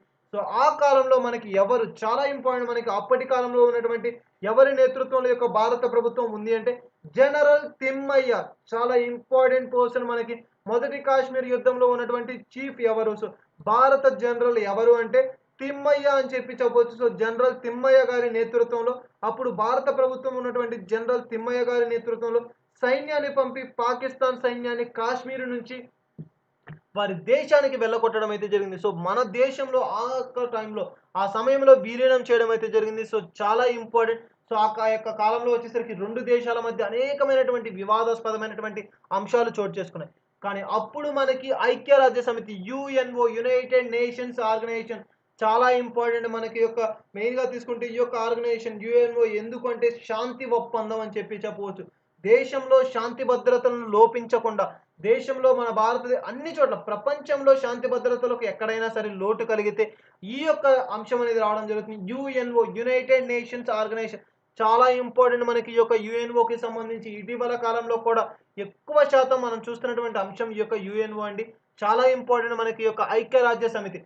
శాంతి అని చెప్పి చెప్పవచ్చు. శాంతికి చిహ్నం అని చెప్పి చెప్పవచ్చు. ఈ యొక్క ఐక్యరాజ్య సమితి ఇతర దేశాల మధ్య ఉన్నటువంటి ఒప్పందాలు, గొడవలను సద్దుమణిపి వారి మధ్య శాంతిని నెలకొల్పేటువంటి ఒక ముఖ్య ఉద్దేశంతో ఏర్పాటు చేయబడింది ఈ యొక్క ఐక్యరాజ్య సమితి. సో మొత్తంగా దీనిలో ఉన్నటువంటి సభ్య దేశాలు ఏంటి అంటే 193 దేశాలు ఐక్యరాజ్య సమితిలో ఉన్నటువంటి సభ్య దేశాలుగా చెప్పుకోవచ్చు. సో చాలా ఇంపార్టెంట్ ఈ యొక్క సంస్థకు సంబంధించి అనుబంధ సంస్థలు ఇటీవల కాలంలో వివిధ రకాలైనటువంటి అంశాలతోటి, కార్యక్రమాలతోటి మనకి తరచూ రావడం అయితే జరుగుతుంది. సో మెయిన్‌గా తీసుకుంటే ఈ యొక్క మొదటి కాశ్మీర్ యుద్ధం దేశ చరిత్రలో మన భారతదేశ చరిత్రలో ఒక మైలురాయి అని చెప్పి చెప్పవచ్చు. ఒక కీలకమైనటువంటి యుద్ధం కూడా మనకి ఆ యొక్క సమయంలో జరగడం అయితే జరిగింది. సో చాలా ఇంపార్టెంట్ మన యొక్క భారతదేశానికి సంబంధించి మన భారతదేశ చరిత్రలోనే అత్యున్నతమైనటువంటి ఒక ముఖ్యమైనటువంటి యుద్ధంగా దీన్ని మనం చెప్పుకోవచ్చు. అది ఏంటి అంటే మనకి ఈ యొక్క మొదటి కాశ్మీర్ యుద్ధం అని చెప్పి చెప్తాం. సో ఈ యొక్క మొదటి కాశ్మీర్ యుద్ధం అనేది మనకి అత్యున్నతమైనటువంటి యుద్ధంగా పేరు ప్రఖ్యాతులు పొందింది. సో చరిత్రకెక్కినటువంటి యుద్ధంగా చెప్పుకోవచ్చు. మనకి తీసుకుంటే ఈ యొక్క కాశ్మీర్ యుద్ధం ఇటీవల కాలంలో కూడా మనకి ఈ యొక్క కాశ్మీర్ యుద్ధానికి సంబంధించి ఒక ముఖ్యమైనటువంటి అనేకమైనటువంటి అంశాలను మనం చూడడం అయితే జరుగుతుంది. సో ఆ విధంగా తీసుకుంటే ఈ యొక్క కాశ్మీర్ యుద్ధం అనేది మనకి ఈ రోజు మెయిన్ మనకి ఈ యొక్క అంశం. అండ్ నెక్స్ట్ వచ్చేసరికి దీనిలోనే మరొక అంశం ఆ యొక్క సమయంలోనే మన భారతదేశానికి సంబంధించి మరొక యుద్ధాలు కూడా ప్రకటించడం అయితే జరిగింది. సో చాలా ఇంపార్టెంట్ ఒక ఆపరేషన్ గోవా డామన్ డయ్యూ ఆపరేషన్ చాలా ఇంపార్టెంట్ అండి. ఈ యొక్క గోవా డామన్ డయ్యూ ఆపరేషన్ అని చెప్పి బ్రిటిష్, ఫ్రెంచ్ సైన్యాలు భారతదేశాన్ని విడిచి వెళ్ళిన పోర్చుగీస్ సైన్యం అనేది మన భారతదేశాన్ని విడిచి వెళ్ళలేదు. చాలా ఇంపార్టెంట్. బ్రిటిష్ సైన్యం మన భారతదేశానికి స్వాతంత్రం ఇచ్చి సో మన దేశంలో ఉన్నటువంటి మహోన్నతమైనటువంటి వ్యక్తులు అనేక మంది ఎందరో ఉన్నారు. సో వారందరూ కూడా మన భారతదేశానికి అనేకమైనటువంటి సేవల ద్వారా వారి యొక్క కృషి ఫలితంగా మనం ఈ రోజు యొక్క స్వతంత్ర భారతదేశంలో నివసించగలుగుతున్నాం. సో బ్రిటిష్ బారిన పడి ఉన్నటువంటి మన దేశాన్ని సో మనల్ని కూడా వారి యొక్క ఆ యొక్క అనేకమైనటువంటి సేవల ద్వారా వారు మార్పు చెందించి మన స్వతంత్రాన్ని సాధించుకొని రావడం అయితే జరిగింది. సో ఆ విధంగా మనకి ఈ యొక్క స్వతంత్రం అంటే ఆఫ్టర్ ఇండిపెండెన్స్ 1947 ఆగస్టు 15వ తారీఖున వీరు స్వాతంత్రాన్ని మనకి తీసుకురావడం అయితే జరిగింది. సో ఈ యొక్క బ్రిటిష్ వారు కూడా మన దేశాన్ని వదిలి శాశ్వతంగా మన భారతదేశాన్ని మన చేతుల్లోకి అప్పగించి సో వారి దేశానికి తిరిగి వెళ్ళిపోవడం అయితే జరిగింది. సో ఆయా సమయంలో జరిగినటువంటి ఒక ఇంపార్టెంట్ థింగ్ అని చెప్పి చెప్పవచ్చు Goa Daman Diu operation. British and French సైన్యాలు భారతదేశాన్ని విడిచి వెళ్ళడం అయితే జరిగాయి. సో వెళ్ళినా కానీ మనకి యొక్క పోర్చుగీస్ సైన్యం సో చాలా ఇంపార్టెంట్ మనకి ఈ యొక్క అంశానికి సంబంధించి చూస్తే బ్రిటిష్, ఫ్రెంచ్ సైన్యాన్ని భారతదేశాన్ని విడిచిపెట్టిన వెళ్ళిన తరువాత కూడా ఈ యొక్క పోర్చుగీస్ సైన్యం అనేవారు సో వీరు మన దేశాన్ని విడిచి వెళ్లకుండా గోవా డామన్ డయ్యూలను తన ఆధీనంలో ఉంచుకున్నది అని చెప్పి చెప్పవచ్చు. చాలా ఇంపార్టెంట్ అండి. మెయిన్‌గా మన భారతదేశాన్ని వదిలి వెళ్ళడం అయితే జరిగింది. కానీ వెళ్ళేటప్పుడు పూర్తిగా కూడా వారందరూ కూడా వదిలి వెళ్తూ మనకి ఈ యొక్క పోర్చుగీస్ సైన్యం మొట్టమొదటిగా తీసుకుంటే మన భారతదేశానికి వచ్చినటువంటి వారు ఎవరు అంటే డచ్ వారు అని చెప్పి చెప్పవచ్చు. సో పోర్చుగీస్ వారు ఇట్లా అనేక మంది సో గ్రీస్ వారు ఇట్లా ప్రతి ఒక్కరు కూడా వన్ బై వన్ రావడం అయితే జరిగింది. సో వారి తరువాత చిట్ట చివరి వచ్చినటువంటి వారు ఎవరు అంటే మనకి ఈ యొక్క బ్రిటిష్ వారు. సో అలా విధంగా వారు మన యొక్క దేశాన్ని కైవశం చేసుకొని మన దేశంలో ఉన్నటువంటి విలువైనటువంటి సంపదలను, అమూల్యమైనటువంటి సంపదలను వారి దేశాలకు తరలించుకుంటూ అనేకమైనటువంటి అక్రమ క్రియలను మన జీవితంలో మన మన యొక్క దేశంలో చేయడం అయితే జరిగింది. సో వారిని మన దేశం నుంచి పూర్తిగా విస్మరిస్తూ అనేకమైనటువంటి అందరూ మహానుభావుల ఫలితంగా సో స్వాతంత్రం అనేది పొందడం అయితే జరిగింది. సో ఆ తదనంతర కాలం మన భారతదేశాన్ని విడిచి వెళ్తుండగా వీరు మనకి ముఖ్యంగా తీసుకుంటే ఈ యొక్క పోర్చుగీస్ సైన్యం అనేది గోవా డామన్ డయ్యూలను తన ఆధీనంలో ఉంచుకున్నది. పోర్చుగీస్ అధికారులు మనకి చర్చలకు కూడా అంగీకరించలేదు. చాలా ఇంపార్టెంట్. వారి ఆధీనంలో మన మొత్తం ఆ యొక్క అంతటిని కూడా ఉంచుకొని సో వారు చర్చలకు కూడా అంగీకరించకపోవడంతో భారత ప్రభుత్వం ఆపరేషన్ విజయ్ పేరుతో సైన్యం చాలా ఇంపార్టెంట్ మనకి ఆ యొక్క కాలంలో మనకి వివిధ రకాలైనటువంటి ఆపరేషన్స్ అనేది జరిపారు. అండ్ ముఖ్యంగా తీసుకుంటే అందులో మనకి యొక్క విజయ్ పేరుతో పంపినటువంటి సైన్యం భారత సైన్యాన్ని తట్టుకొనలేక పోర్చుగల్ దేశం భారతదేశంతో సంధికి ఒప్పుకొని అన్ని ప్రాంతాలను విడిచి వెళ్ళేందుకు అంగీకరించింది. సో చాలా ఇంపార్టెంట్ చూడండి. ఆ యొక్క దేశం ఏ దేశం అయితే ఉందో ఆ దేశం మన భారత సైన్యంతో తట్టుకొనలేక అంటే ఎంత గొప్ప సైన్యం, ఎంత ప్రఖ్యాతి పొందినటువంటి సైన్యం మన భారత సైన్యం ఒక మహోన్నతమైనటువంటి సైన్యం అని చెప్పి చెప్పవచ్చు. చాలా బలమైనటువంటి సైన్యం. అత్యంత బలమైనటువంటి సైన్యం కలిగినటువంటి దేశంలో మన భారతదేశం కూడా ఉంది. సో, చాలా ఇంపార్టెంట్. సో, అటువంటి గొప్ప సైన్యం అనేటువంటి మన భారత ఆర్మీ, ఇండియన్ ఆర్మీని తట్టుకొనలేక వారు సంధికి కూడా రావడం అయితే జరిగింది. సో, మేము మీ దేశాన్ని వదిలి వెళ్ళిపోతాం. అందుకు గాను మాకు ఒక ఒప్పందం అని చెప్పి సో, వారు మన దేశాన్ని వదిలి పూర్తిగా శాశ్వతంగా వెళ్ళిపోయేందుకు గాను ఒప్పందాని కోసం సంధికి రావడం అయితే జరిగింది. సో, అటువంటి గొప్ప సైన్యం మన భారత సైన్యం, భారత దళం, సైనిక దళం అని చెప్పి చెప్పవచ్చు. అనేక విధాలుగా మన భారతదేశంలో తీసుకుంటే ఎన్నో నూతనమైనటువంటి ఒక గొప్ప ఎన్నో ప్రఖ్యాతి పొందినటువంటి యుద్ధాలు కావచ్చు. ఆ యొక్క సమయాల్లో మన యొక్క భారత సైన్యం చాకచక్యంగా వ్యవహరించి విజయాలను సొంతం చేసుకురావడం, ఇతర దాడుల నుంచి, ఉగ్ర దాడుల నుంచి మన దేశాన్ని కాపాడుతూ అనేకమైనటువంటి సేవలను మన దేశానికి అందించింది. చాలా ఇంపార్టెంట్ మనకి యొక్క గోవా డామన్ డయ్యూ ఆపరేషన్ అనేది పోర్చుగీస్ వారు మన భారతదేశంతో సంధికి ఒప్పుకునే విధంగా, అంగీకరించే విధంగా మన యొక్క సైన్యం వారి యొక్క చాకచక్యతను వ్యవహరించారు అని చెప్పి చెప్పవచ్చు. ఇది మనకి యొక్క గోవా డామన్ డయ్యూ ఆపరేషన్. చాలా ఇంపార్టెంట్ ఆపరేషన్ అండి. మనకి మెయిన్‌గా తీసుకుంటే ఈ యొక్క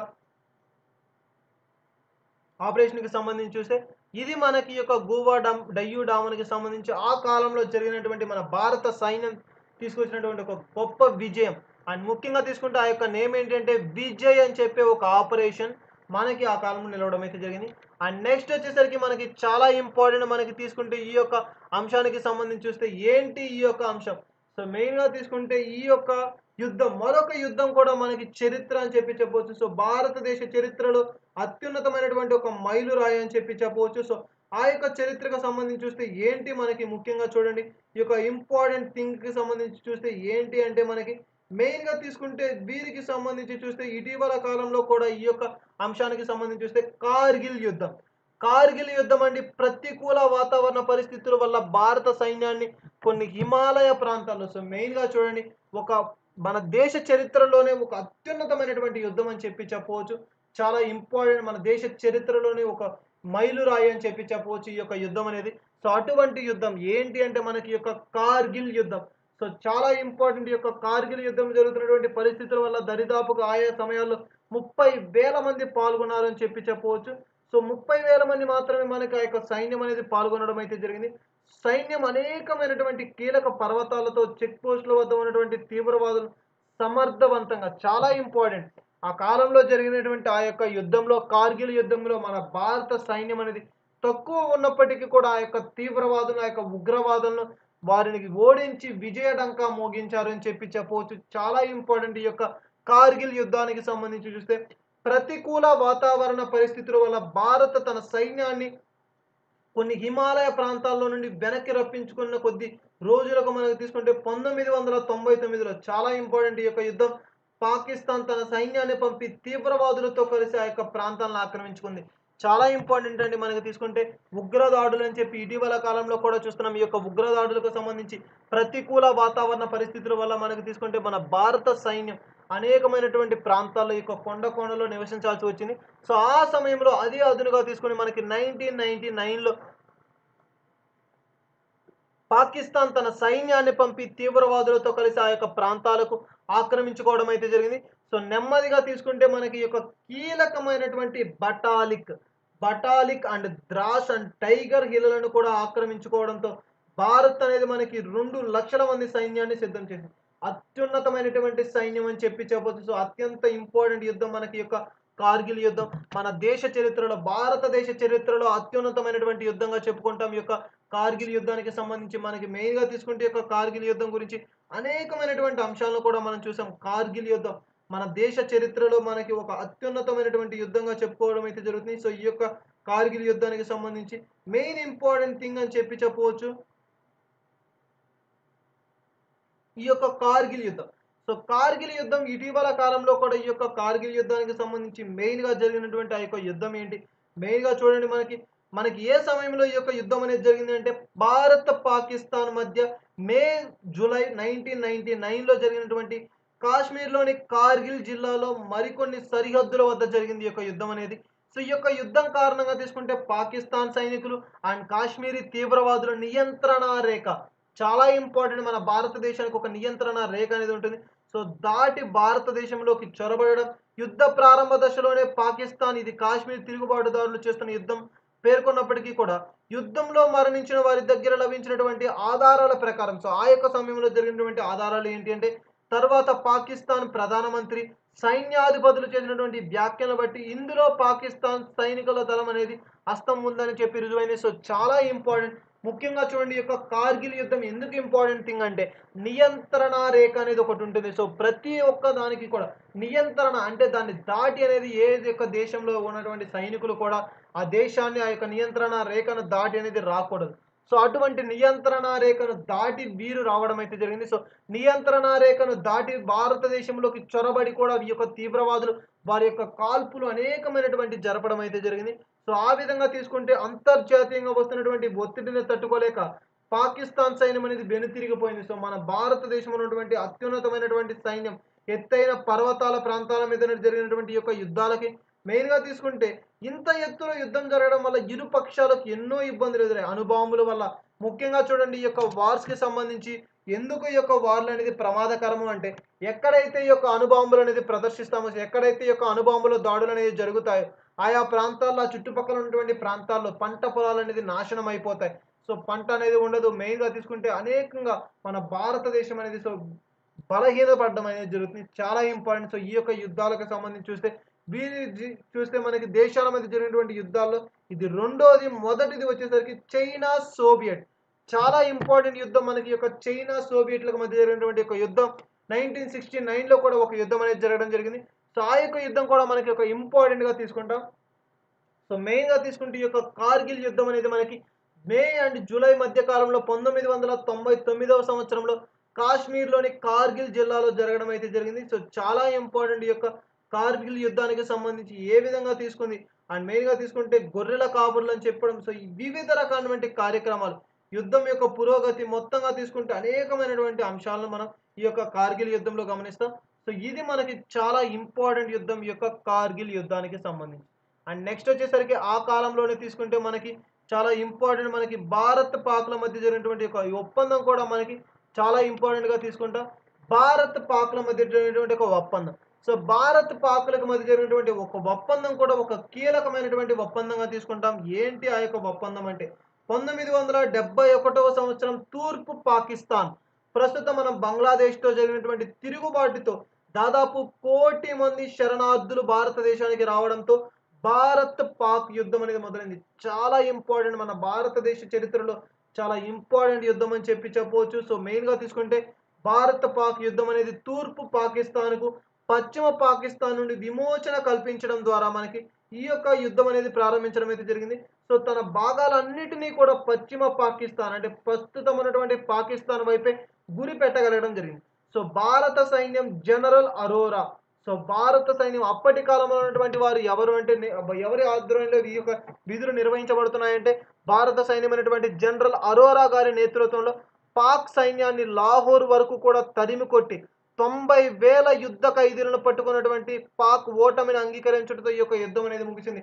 సో చాలా ఇంపార్టెంట్ మన భారతదేశం నుంచి తరిమి కొట్టడం అనేది జరిగింది. సో ఏ విధంగా అంటే ఒక కట్టుదిట్టమైనటువంటి ఒక వ్యవస్థ, రక్షణ వ్యవస్థ కలిగినటువంటి ఒక దేశం మన భారతదేశం. ఎంతో గర్వకారణం అండి మనకి ఒక భారత రక్షణ వ్యవస్థకు సంబంధించి చూస్తే. ఈ విధంగా ఎన్నో యుద్ధాలు మొదటి కాశ్మీర్ యుద్ధంలో కావచ్చు, భారత్ పాక్ యుద్ధంలో కావచ్చు అండ్ కార్గిల్ యుద్ధంలో తక్కువ సైన్యము ఉన్నప్పటికీ కూడా తక్కువ సైన్యంతోనే ఒక వినూత్నమైనటువంటి ఒక చరిత్ర సృష్టించినటువంటి ఇండియన్ ఆర్మీ మన భారత ఆర్మీ అని చెప్పవచ్చు. సో చాలా గొప్ప ఆర్మీ, ఒక కట్టుదిట్టమైనటువంటి ఒక వ్యవస్థ అని చెప్పవచ్చు. ఈ యొక్క ఇండియన్ ఆర్మీకి సంబంధించి చూస్తే మెయిన్ ఇంపార్టెంట్ థింగ్స్ మెయిన్‌గా తీసుకుంటే ఈ యొక్క కార్గిల్ యుద్ధంలో అండ్ భారత్‌కి, పాక్‌కి మధ్య జరిగినటువంటి ఈ యొక్క యుద్ధం చాలా ఇంపార్టెంట్. 1971లో జరిగినటువంటి ఈ యొక్క యుద్ధం అనేది మనకి ప్రస్తుతం ఉన్నటువంటి యొక్క పాకిస్తాన్ దేశం అని చెప్పవచ్చు. సో దానికి సంబంధించి చూస్తే 90,000 ఉన్నటువంటికి మెయిన్‌గా తీసుకుంటే లాహోర్ వరకు కూడా 90,000 యుద్ధ ఖైదీలను పట్టుకుంది. చాలా ఇంపార్టెంట్. మెయిన్‌గా తీసుకుంటే అనేకమైనటువంటి పారద్రోలడం అయితే జరిగింది. ఒక వినూత్నమైనటువంటి ఒక కార్యక్రమాలు, ఎన్నో ఒక అంశాలు. సో ఈ విధంగా తీసుకుంటే మన భారత సైన్యం వెలకట్టలేనటువంటి ఒక అమూల్యమైనటువంటి సామర్థ్యం కలిగింది. సో వారి యొక్క శక్తి సామర్థ్యాలు మనం వివరించలేం. ఎందుకు అంటే వారు ఉన్నటువంటి ఆ యొక్క సేవలు, వారి సేవల ఫలితంగానే ప్రతి ఒక్క కుటుంబం కావచ్చు, మన భారతదేశం అనేది సస్యశ్యామలంగా ఉంది అంటే అందుకు కారణం మన భారత రక్షణ వ్యవస్థ. సో శాంతి భద్రతలను కాపాడుతూ వారి ఆ యొక్క సరిహద్దు ప్రాంతాల్లో ప్రతి ఒక్కరు కూడా ఎవరైతే ఈ యొక్క రక్షణ రంగంలో ఉన్నారో వారందరూ కూడా వారి యొక్క స్థితులు ప్రస్తుతం ఉన్నటువంటి అక్కడ ఉన్నటువంటి ప్రాంతాల్లో ఉన్నటువంటి ప్రతి దాన్ని కూడా అన్ని విధాలుగా వారిని వారు పరిరక్షించుకుంటూ మన భారతదేశాన్ని మనల్ని మన కుటుంబ వ్యవస్థను కూడా కాపాడుతున్నటువంటి ఒక మహోన్నతమైనటువంటి వారే ఈ యొక్క ఇండియన్ ఆర్మీ భారత రక్షణ సైనిక దళం అని చెప్పి చెప్తాం. సో మెయిన్గా తీసుకుంటే వీరు మనకి చాలా ఇంపార్టెంట్ ఈ యొక్క రక్షణ రంగానికి సంబంధించి ఒక కీలకమైనటువంటి వ్యక్తులు అని చెప్పి చెప్పవచ్చు. సో భారత పాక్ యుద్ధం అనేది ఒక కీలకమైనటువంటి మైలురాయి అని చెప్పి చెప్పవచ్చు. మన భారత రక్షణ వ్యవస్థానికి సంబంధించి చూస్తే ఈ యొక్క మన యొక్క పాక్ యుద్ధం అనేది సో ఈ యొక్క పాక్ అనేది సో ఈ యొక్క పాకిస్తాన్‌కి సంబంధించినటువంటి యొక్క యుద్ధం అనేది ఒక గొప్ప వినూత్నమైనటువంటిది అని చెప్పి చెప్పవచ్చు. సో ఈ విధంగా ఈ యొక్క రక్షణ రంగం అనేది ఒక ఉన్నతమైనటువంటి సేవలను ఇటీవల కాలంలో కూడా మనకి తీసుకుంటే మనకి యొక్క 19 సమయంలో కూడా వినూత్నమైనటువంటి సేవలను అందిస్తున్నారు అని చెప్పి చెప్పవచ్చు. సో ఈ విధంగా మన భారతదేశానికి పాక్‌కి జరిగినటువంటి యొక్క యుద్ధం అనేది ఒక అత్యున్నతమైనటువంటి యుద్ధం. సో చాలా ఇంపార్టెంట్. ఆ యుద్ధంలో వినూత్నమైనటువంటి ప్రతిభను మన భారతదేశం అనేది కనపరిచి మన భారత సైనికులు ఒక వినూత్నమైనటువంటి సేవలను అందించారు. సో ఒక దేశాన్ని సో మన మెయిన్‌గా తీసుకుంటే ఆ యొక్క యుద్ధ సమయంలో మన భారతదేశానికి ఒక కట్టుదిట్టమైనటువంటి వ్యవస్థగా ఉంటూ ఆ యొక్క దేశాన్ని సంరక్షిస్తూ సో ప్రతి ఒక్కరిని కూడా పారద్రోలడం అయితే జరిగింది. సో చాలా ఇంపార్టెంట్ ఈ యొక్క రక్షణ వ్యవస్థకు సంబంధించి ఒక వినూత్నమైనటువంటి ఒక అంశం అని చెప్పి కూడా చెప్పవచ్చు. సో మెయిన్‌గా తీసుకుంటే ఈ యొక్క పాకిస్తాన్ యుద్ధం కావచ్చు, కార్గిల్ యుద్ధాలు కావచ్చు, ఈ యొక్క అంశాలనేది మనకి చాలా ఇంపార్టెంట్. ఇవి ఏమి చెప్తున్నాయంటే మన భారతదేశాన్ని సంరక్షించాలి అని చెప్పి ఒక అంశాన్ని వీరు వివరించడం అయితే జరిగింది. సో ఈ విధంగా మనకి ఈ యొక్క అంశాలకు సంబంధించి చూస్తే ముఖ్యమైనటువంటి అంశాలుగా చెప్పుకోవడం అయితే జరుగుతుంది. సో మెయిన్‌గా తీసుకుంటే వీరికి సంబంధించి వర్గీకరణ ఏ విధంగా ఉంటుంది?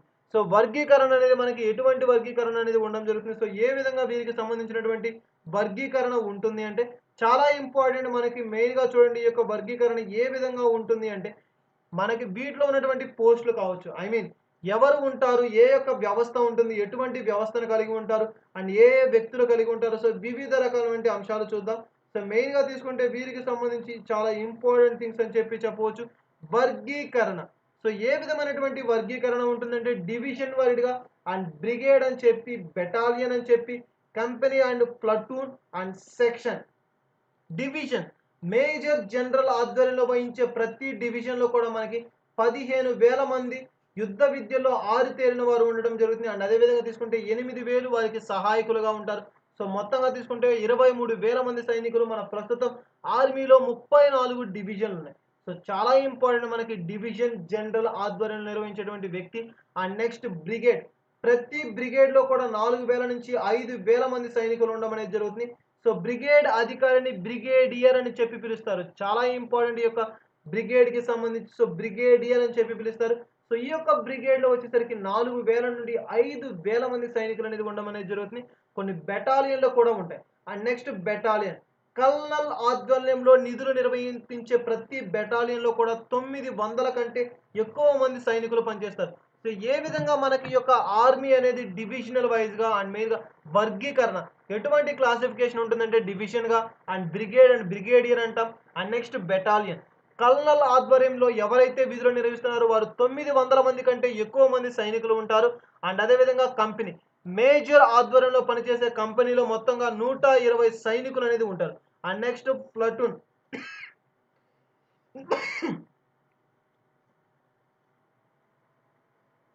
32 మంది సైనికులు దీనికి లెఫ్టినెంట్ అధికారి కూడా విధులు నిర్వహించడం అనేది జరుగుతుంది. సో చాలా important. And next section. Havildar లేదా సార్జెంట్. సో హవల్దార్ లేదా సార్జెంట్ నాయకత్వం వహించే సెక్షన్‌లో 10 మంది సైనికులు అనేవారు ఉంటారు. సో మెయిన్‌గా తీసుకుంటే మన యొక్క ప్రస్తుత ఆర్మీలో ఉన్నటువంటి విభాగాలు ఏంటి? 4 ర్యాపిడ్ డివిజన్‌లు అండ్ 18 ఇన్ఫాంట్రీ డివిజన్‌లు, 10 మౌంటైన్ డివిజన్‌లు అండ్ 2 ఫిరంగి డివిజన్‌లు అండ్ 6 వచ్చేసరికి 8 defence brigadiers and 1 parachute brigade and 4 engineer బ్రిగేడ్‌లు అండ్ 14 హెలికాప్టర్ యూనిట్స్. సో చాలా ఇంపార్టెంట్ యొక్క బ్రిగేడ్‌కి సంబంధించి అండ్ హెలికాప్టర్ యూనిట్.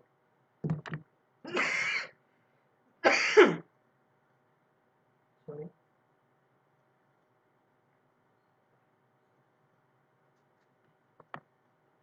200 ఫిరంగ్ అండ్ మెయిన్‌గా తీసుకుంటే 200 ఫిరంగ్ డివిజన్స్. సో మెయిన్‌గా తీసుకుంటే మనకి ఒక 4 rapid divisions, 18 infantry divisions and 10 mountain divisions and 2 ఫిరంగి divisions and 8 defence brigadiers and 1 parachute brigade and 4 engineer brigades and 14 helicopter units and 63 tank regiments and 200 Firangi regiments. So ఈ విధంగా అనేకమైనటువంటి అంశాలు మనకి ఈ యొక్క అంశాలకు సంబంధించి చూస్తాం. అండ్ మెయిన్‌గా తీసుకుంటే యుద్ధ ట్యాంకులు. సో యుద్ధ ట్యాంకులు అనేది కూడా మనకి చాలా ఇంపార్టెంట్. ఈ యొక్క అర్జున్ ఎంబీటీ. సో మనకి మెయిన్‌గా తీసుకుంటే ప్రస్తుతం మనకి ఈ యొక్క యుద్ధ ట్యాంకులకు సంబంధించి చూస్తే చాలా ఇంపార్టెంట్. ఈ యొక్క యుద్ధ ట్యాంకులకు సంబంధించినటువంటి అంశాలు చూడండి. మెయిన్‌గా ఈ యొక్క యుద్ధ ట్యాంకులు ఎందుకు ఈ యొక్క యుద్ధ ట్యాంకులకు సంబంధించినటువంటి అంశాలు మనం చూస్తాము అంటే మెయిన్ ఇంపార్టెంట్ థింగ్ ఈ యొక్క యుద్ధ ట్యాంకులకు సంబంధించినటువంటి అంశాలు వచ్చేసరికి ఏమేమి ఉంటాయి. సో మెయిన్‌గా ఈ యొక్క యుద్ధ ట్యాంక్స్‌కి సంబంధించి చూస్తే మనకి మెయిన్‌గా చూడండి యుద్ధ ట్యాంక్స్. సో ఈ యొక్క యుద్ధ ట్యాంకులు అనేది మనకి ఎందుకు అంటే పూర్తి స్వదేశీ అర్జున్ ఎంబీటీ మనకి ప్రెజెంట్ చూస్తే ఇది వచ్చేసరికి అర్జున్ ఎంబీటీ పూర్తి స్వదేశీ పరిజ్ఞానంతో డిఆర్‌డిఓ వారు చాలా ఇంపార్టెంట్ అండి. Defence research development organisation DRDO వారు తయారు చేసినటువంటి ట్యాంక్ అని చెప్పవచ్చు. మహాభారతంలో వీరుడైనటువంటి అర్జునుడి పేరు చాలా ఇంపార్టెంట్ మనకి ఈ యొక్క మహాభారతానికి సంబంధించి వారి యొక్క అర్జునుడి పేరు దీనికి పెట్టబడడం జరిగింది. చెన్నై వద్ద ఉన్నటువంటి ఆవడి. సో ఆవడిలో భారత ప్రభుత్వానికి చెందినటువంటి భారీ వాహనాలను నిర్మించే ఫ్యాక్టరీలో ఈ యొక్క ట్యాంకుకు సంబంధించి పరికరాలు తయారు చేస్తారు. మొత్తం లక్ష్యంగా పెట్టుకున్నటువంటి 124 ట్యాంకులు ఇప్పటికే 15 ట్యాంకుల నిర్మాణం పూర్తయి ఆర్మీ వాటిని వినియోగిస్తుందని చెప్పవచ్చు. చాలా ఇంపార్టెంట్. మొత్తంగా తీసుకుంటే 124 ట్యాంకుల్లో మనకి ఈ యొక్క అంశాన్ని వెలువరించారు. సో ఇప్పటికి 15 ట్యాంకుల నిర్మాణం అనేది పూర్తి చేయడం జరిగింది. అండ్ మిగిలిన 104 మనకి తీసుకుంటే ఒక 109 రిమైనింగ్ ట్యాంకులకు సంబంధించి చూస్తే 4 ఏళ్ళు అంటే 4 ఇయర్స్‌లో మనకి పూర్తి స్థాయిలో పాల్గొననున్నాయని చెప్పి వెలువరించారు. మొత్తంగా దీనికి సంబంధించి ఎంత మొత్తం ఖర్చు చేయనున్నారంటే 14 క్రోర్స్ అని చెప్పవచ్చు. అండ్ దీని యొక్క మొత్తం బరువు వచ్చేసరికి 58.5 టన్స్. అండ్ అదేవిధంగా దీని యొక్క లెంత్ ఎంత ఉంది అంటే మనకి 10.638. మొత్తం ఉన్నటువంటి సిబ్బంది ఎంత? సో 4 వేగంతో సో మెయిన్‌గా నలుగురు సిబ్బంది దీనిలో ఒక బిల్డింగ్. సో ఈ యొక్క ట్యాంకుకు సంబంధించి చూస్తే నలుగురు సిబ్బంది అనేవారు దీనిలో ఉండడం అనేది జరుగుతుంది. సో చాలా ఇంపార్టెంట్ అండి మనకి ఈ యొక్క అంశానికి సంబంధించి చూస్తే అర్జున్ ఎంబీటీ అండ్ అదేవిధంగా తీసుకుంటే T90 భీష్మ అని చెప్పి మెయిన్‌గా ఈ యొక్క అర్జున్ ఎంబీటీకి సంబంధించి కావచ్చు. అండ్ అదేవిధంగా T90 భీష్మ మరొక ట్యాంక్ అర్జున ట్యాంకుల నిర్మాణంలో జాప్యం జరగడం, నిర్మాణంలో ఉన్నటువంటి ఈ యొక్క T72 ట్యాంకుల నిర్మాణానికి T90 ట్యాంకుల నిర్మాణం ఉపయోగకరంగా ఉండడం, అప్పటికే పాకిస్తాన్ దిగుమతి చేస్తున్నటువంటి యొక్క T80 ట్యాంకులకు సరి సమానమైనటువంటి ట్యాంకులను సమకూర్చుకోవడం మొదలైనటువంటి కారణాల వల్ల ఈ యొక్క 2001 రష్యా నుండి 310 ట్యాంకులను కొనుగోలు చేయడం జరిగింది.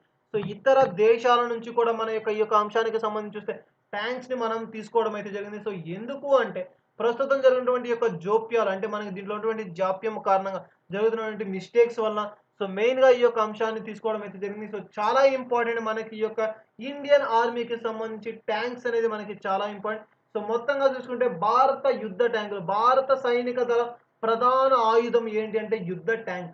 చాలా ఇంపార్టెంట్. వాటిలో మనకు వచ్చేసరికి టోటల్‌గా అర్జున్ ఎంబీటీ అండ్ అదేవిధంగా తీసుకుంటే T90 భీష్మ. సో వీరు మనకి ఇక ఎంబీటీ యొక్క ట్యాంక్స్ అనేది మనకి చాలా ఇంపార్టెంట్. మనకి ఈ యొక్క ట్యాంకులు అనేది ముఖ్యంగా అతి ముఖ్యమైనటువంటి ట్యాంకులుగా చెప్పుకోవచ్చు. అండ్ మెయిన్‌గా తీసుకుంటే ఈ యొక్క ట్యాంకుకు సంబంధించి రక్షణ శాఖ 10,000 కోట్ల రూపాయలను అర్జున ట్యాంకుకు ఖర్చు చేయనుంది. చాలా ఇంపార్టెంట్. 2 కిలోమీటర్ల దూరంలో ఉన్నటువంటి లక్ష్యాలను కూడా ఛేదించగలిగినటువంటి ఒక సామర్థ్యం కలిగినటువంటి ట్యాంకుగా మనకి ఈ యొక్క Arjun tank and T90 Bhishma ట్యాంక్స్‌ని చెప్పుకోవడం అయితే జరుగుతుంది. సో చాలా ఇంపార్టెంట్ ఈ యొక్క ట్యాంకులకు సంబంధించి. అండ్ మెయిన్ ఇంపార్టెంట్ థింగ్స్ అని కూడా చెప్పొచ్చు. సో ఇది మనకి ఈ యొక్క Arjun tank and T90 Bhishma ట్యాంక్‌కి సంబంధించి. అండ్ నెక్స్ట్ వచ్చేసరికి ఏంటి అంటే క్షిపణులు, మిస్సైల్స్ చాలా ఇంపార్టెంట్ అండి. మన రక్షణ రంగంలో మిస్సైల్స్ అనేది మనకి ఈ యొక్క మిస్సైల్ అనేది మన భారత రక్షణ రంగంలో ఒక కీలకమైనటువంటిదని చెప్పవచ్చు. సో ఏంటి అంటే మనకి ఉపరితలంలో నుండి గాలిలోకి ప్రయోగించగలిగేటువంటి ఒక మిస్సైల్స్ అని చెప్పవచ్చు. సో మన యొక్క ప్రస్తుతం ఉన్న ప్లేస్‌లో నుంచి కూడా ఈ యొక్క ఊహాత్మకం అంటే ముఖ్యంగా తీసుకుంటే ఉపరితలం నుంచి గాలిలోకి సో మన యొక్క మెయిన్‌గా తీసుకుంటే చుట్టూ ఉన్నటువంటి గాలి ప్రాంతాలు మనకి గాలిలో ఉన్నటువంటి ఇతర ప్రాంతాలకు సో ఎక్కడైతే ఈ యొక్క ఉగ్రదాడులు, తీవ్రవాద దాడులు జరుగుతుంటాయో ఆయా ప్రాంతాలకు ప్రయోగించడానికి ఉపయోగించేటువంటి వాటిని మిస్సైల్స్ అంటాం. సో ఈ యొక్క మిస్సైల్స్‌కి సంబంధించి చూస్తే మనకి ఇందులో ఉన్నటువంటి మిస్సైల్స్ ఏంటి అంటే ఆకాష్. సో ఆకాష్ మిసైల్ అని చెప్తాం. ఉపరితలం నుండి గాలిలోకి ప్రయోగించగలిగే ఒక ఆకాశ్ మిసైల్ అని చెప్పి చెప్తాం. మొత్తంగా తీసుకుంటే మనకి టోటల్‌గా ఈ యొక్క మిసైల్స్‌కి సంబంధించి 4 టైప్స్ అనేది ఉండడం అనేది జరుగుతుంది. సో, మెయిన్‌గా తీసుకుంటే ఏంటి అంటే ఆకాశ్ మిసైల్ అండ్ అదే విధంగా తీసుకుంటే బ్రహ్మోస్ మిసైల్ అని చెప్పి చెప్తాం. అండ్ నెక్స్ట్ వచ్చేసరికి పృథ్వీ మిసైల్ అండ్ అదే విధంగా తీసుకుంటే అగ్ని మిసైల్. సో, ఈ విధంగా 4 రకాలైనటువంటి మిసైల్స్‌కి సంబంధించినటువంటి అంశాలు మనం చూస్తాం. సో, 4 టైప్స్ మనకి చాలా ఇంపార్టెంట్. ఈ యొక్క 4 మిసైల్స్ అనేది మన భారత రక్షణ కీలకమైనటువంటి వ్యవస్థగా నిర్వహించడం జరుగుతుంది. సో, ఈ యొక్క మిసైల్స్‌కి సంబంధించి ఈ యొక్క ప్రయోగాల క్షిపణులకు సంబంధించి చూస్తే మొట్టమొదటి మిసైల్ వచ్చేసరికి ఆకాశ్ మిసైల్. ఉపరితలంలో నుండి గాలిలోకి ప్రయోగించగలిగేటువంటి ఆకాశ్ మిసైల్ పూర్తి స్వదేశీ పరిజ్ఞానంతో నిర్మించబడిందని చెప్పవచ్చు.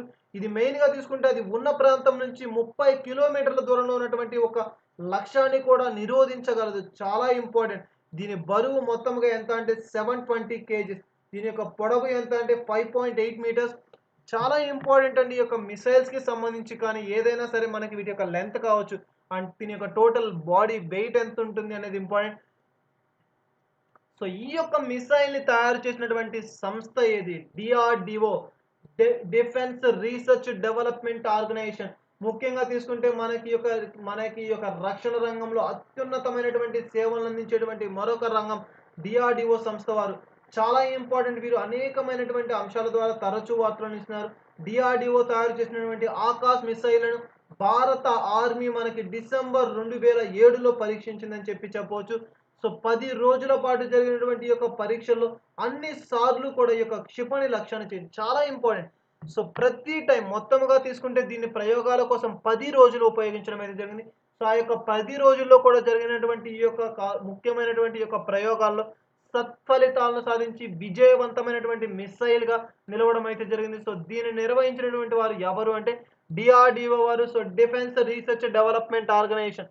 చాలా ఇంపార్టెంట్ అండి. మనకి ఈ యొక్క DRDO ప్రస్తుతం మనకి ఈ యొక్క డిఫెన్స్ రంగంలో ఒక నూతనమైనటువంటి ఒరవడిని సృష్టిస్తుందని చెప్పవచ్చు ఈ యొక్క DRDO వారు. సో, వారి యొక్క వినూత్నమైనటువంటి సేవలను కూడా మనం చూస్తున్నాం. సో, మెయిన్‌గా తీసుకుంటే వీరికి సంబంధించి చూస్తే 10 రోజుల పాటు జరిగినటువంటి ఈ యొక్క పరీక్షలలో అన్ని సార్లు కూడా ఈ యొక్క క్షిపణి లక్ష్యాన్ని ఛేదించింది. ఈ యొక్క క్షిపణి శక్తి తెలుసుకున్నటువంటి మలేషియాకి సంబంధించి ఇది కొనుగోలు చేయడం కూడా ఆసక్తి చూపుతుంది. చాలా ఇంపార్టెంట్. చూడండి, మన దేశమే కాకుండా ఇతర దేశాలు కూడా మన భారతదేశం యొక్క శక్తి సామర్థ్యాలను మన యొక్క వస్తువులకు సంబంధించి కొనియాడడం జరుగుతుంది. సో, వీటి యొక్క ప్రయోగాలకు సంబంధించి చూస్తే ఈ యొక్క అంశాలు ముఖ్యంగా తీసుకుంటే ఈ యొక్క బలము, ఈ యొక్క శక్తిని బేస్ చేసుకొని మనకి రష్యా దేశం, ఇతర దేశాల వారు కూడా వీటిని మలేషియా దేశం అంటే మలేషియా కూడా మనకి వీటిని కొనుగోలు చేయడం అనేది జరుగుతుంది. సో, ఈ విధంగా అనేకమైనటువంటి ఒక అంశాలు మన భారతదేశంలో ఉన్నాయని చెప్పవచ్చు. ఎన్నో నూతనమైనటువంటి కార్యక్రమాలు ఈ యొక్క అంశం ఆకాష్. సో, దీన్ని తయారు చేసినటువంటి సంస్థ ఇది. ముఖ్యంగా మనకి ఈ యొక్క అంశానికి సంబంధించి చూస్తే పోటీ పరీక్షల పరంగా కూడా ఎక్స్‌ప్లెయిన్ చేస్తున్నామండి. ఏంటి అంటే మనకి ఈ యొక్క మిసైల్స్‌కి సంబంధించి ఎగ్జామ్స్‌లో మనకి క్వెషన్స్ అనేది ఎలా అడగడం జరుగుతుంది అంటే ఎంత దూరంలో ఉన్నటువంటి లక్ష్యాన్ని ఛేదించగలిగింది అని చెప్పి అడుగుతారు. So, 30 kilometres. దీని యొక్క టోటల్ వెయిట్ ఎంత? 720 కేజెస్. అండ్ దీని యొక్క పొడవు ఎంత అంటే 5.8 మీటర్స్. అండ్ దీనిని తయారు చేసినటువంటి సంస్థ చాలా important DRDO. Defence research development organisation. 2007లో మనకి దీన్ని పరీక్షించడం అనేది కూడా జరిగింది. సో, 10 రోజుల పాటు జరిగినటువంటి ఈ యొక్క పరీక్షల్లో అన్ని సార్లు కూడా ఈ యొక్క క్షిపణి లక్ష్యాన్ని ఛేదించింది అని చెప్పవచ్చు. ఈ యొక్క క్షిపణి శక్తి తెలుసుకున్నటువంటి మలేషియా. సో, ఏ యొక్క దేశం కూడా మనకి దీన్ని కొనుగోలు చేయడం జరిగిందంటే మలేషియా. సో, ఇది మనకి యొక్క ఆకాశ్ క్షిపణికి సంబంధించి. అండ్ నెక్స్ట్ వచ్చేసరికి బ్రహ్మోస్. సో, చాలా ఇంపార్టెంట్ మరొక నూతనమైనటువంటిది. ఇది భారత్, రష్యాలు సంయుక్తంగా నిర్మించినటువంటి క్షిపణి. సో, 2 దేశాల మధ్య నిర్మించబడినటువంటి ఒక క్షిపణి. భారతీయ నది అయినటువంటి బ్రహ్మపుత్ర అండ్ అదే విధంగా తీసుకుంటే రష్యా నది అయినటువంటి మొస్వాలా. చాలా ఇంపార్టెంట్. ఈ యొక్క 2 పేర్ల మీదుగా కలిపి బ్రహ్మోస్.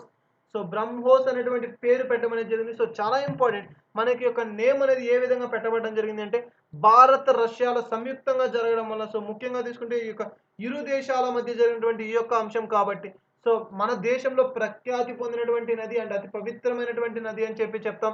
బ్రహ్మపుత్ర నది. అండ్ అదే విధంగా తీసుకుంటే ఈ యొక్క రష్యాకి సంబంధించినటువంటి మొస్క్వాలా అని చెప్పే ఒక నది. సో, ఈ యొక్క 2 నదుల పేర్ల మీదుగా ఈ యొక్క బ్రహ్మోస్ అనేటువంటి ఒక పేరు అనేది నామకరణం అనేది చేయడం అనేది జరిగింది. సో, మెయిన్‌గా తీసుకుంటే దీనికి సంబంధించి మొత్తంగా 290 కిలోమీటర్ల దూరంలోపు 10 మీటర్ల ఎత్తులో ఎగురుతున్నటువంటి వాటిని కూడా ఈ యొక్క క్షిపణి అనేది ధ్వంసం చేయగలదు. అత్యున్నతమైనటువంటి ఒక క్షిపణి అని చెప్పి చెప్పవచ్చండి.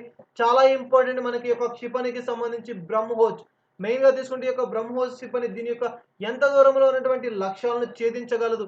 ఎటువంటి లక్ష్యాలను ఛేదించేటువంటి సామర్థ్యం ఉంది అంటే 290 కిలోమీటర్ల దూరం లోపల ఉన్నటువంటి 10 మీటర్ల ఎత్తులో ఎగురుతున్నటువంటి వాటిని కూడా ఈ యొక్క క్షిపణి అనేది అతి సులువుగా ధ్వంసం చేయగలదు.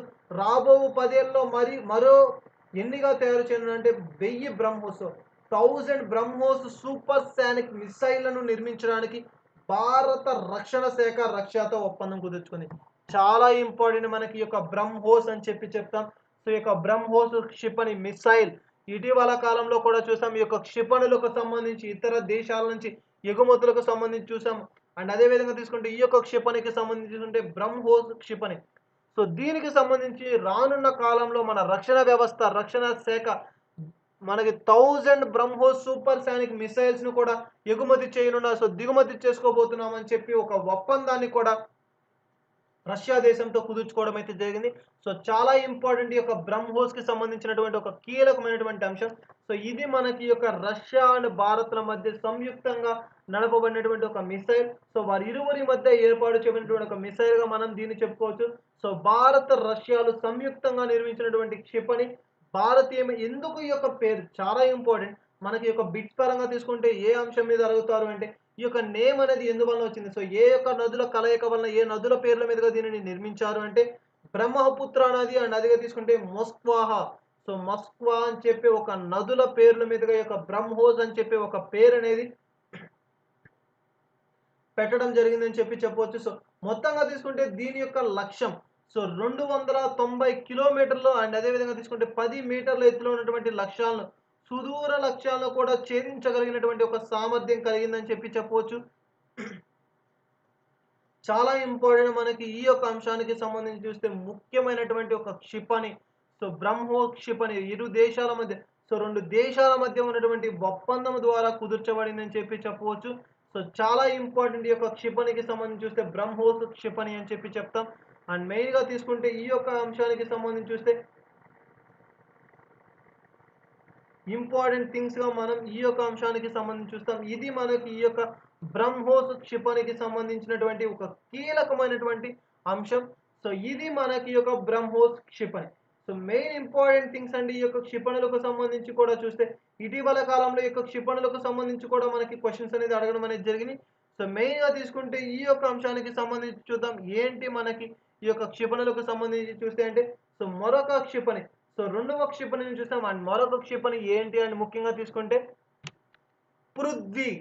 సో పృథ్వీ క్షిపణి అని చెప్పి చెప్తాం. పూర్తిగా స్వదేశీ సాంకేతిక పరిజ్ఞానంతో నిర్మించబడినటువంటి మొట్టమొదటి క్షిపణి 1983వ సంవత్సరం. సో చాలా ఇంపార్టెంట్ పూర్తి స్వదేశీ ముఖ్యంగా తీసుకుంటే స్వదేశీ వారి చేత నిర్మించబడినటువంటి సాంకేతిక పరిజ్ఞానంతో నిర్మించబడినటువంటి మొట్టమొదటి క్షిపణి 1983లో మొదలుపెట్టినటువంటి ఈ యొక్క క్షిపణి నిర్మాణం అనేది మనకి 1988లో పూర్తయింది. చాలా ఇంపార్టెంట్. అంటే మొత్తంగా 5 సంవత్సరాలు. సో 5 ఇయర్స్ అనేది మనకి ఈ యొక్క క్షిపణి యొక్క పట్టడం అయితే జరిగింది. సో చాలా ఇంపార్టెంట్ మనకి ఈ యొక్క క్షిపణి అనేది 5 ఇయర్స్ టైం. సో దీని యొక్క కన్‌స్ట్రక్షన్ కోసం, దీని యొక్క రూపకల్పన కోసం మనకి ఎంత సమయం పట్టింది అంటే మనకి దీని యొక్క నిర్మాణ ప్రక్రియ కోసం పృథ్వీ క్షిపణి పూర్తి స్థాయి స్వదేశీ సాంకేతిక పరిజ్ఞానంతో నిర్మించబడినటువంటి మొట్టమొదటి క్షిపణి. అండ్ 1983వ సంవత్సరంలో దీన్ని మొదలుపెట్టినప్పటికీ కూడా ఈ యొక్క క్షిపణి నిర్మాణం అనేది మనకి 1988వ సంవత్సరంలో పూర్తయింది. సో మొత్తంగా తీసుకుంటే ఇది మనకి ఈ యొక్క ఎంత దూరాలో ఏ యొక్క సుదూర ప్రాంతాల్లో ఉన్నటువంటి యొక్క లక్ష్యాలను ఛేదించగలదు అంటే 150 నుంచి 300 కిలోమీటర్స్‌ల దూరంలో ఉన్నటువంటి లక్ష్యాలను ఛేదించగలిగినటువంటి సామర్థ్యం కలిగిందని చెప్పి చెప్పవచ్చు. చాలా ఇంపార్టెంట్ ఈ యొక్క పృథ్వీ క్షిపణి.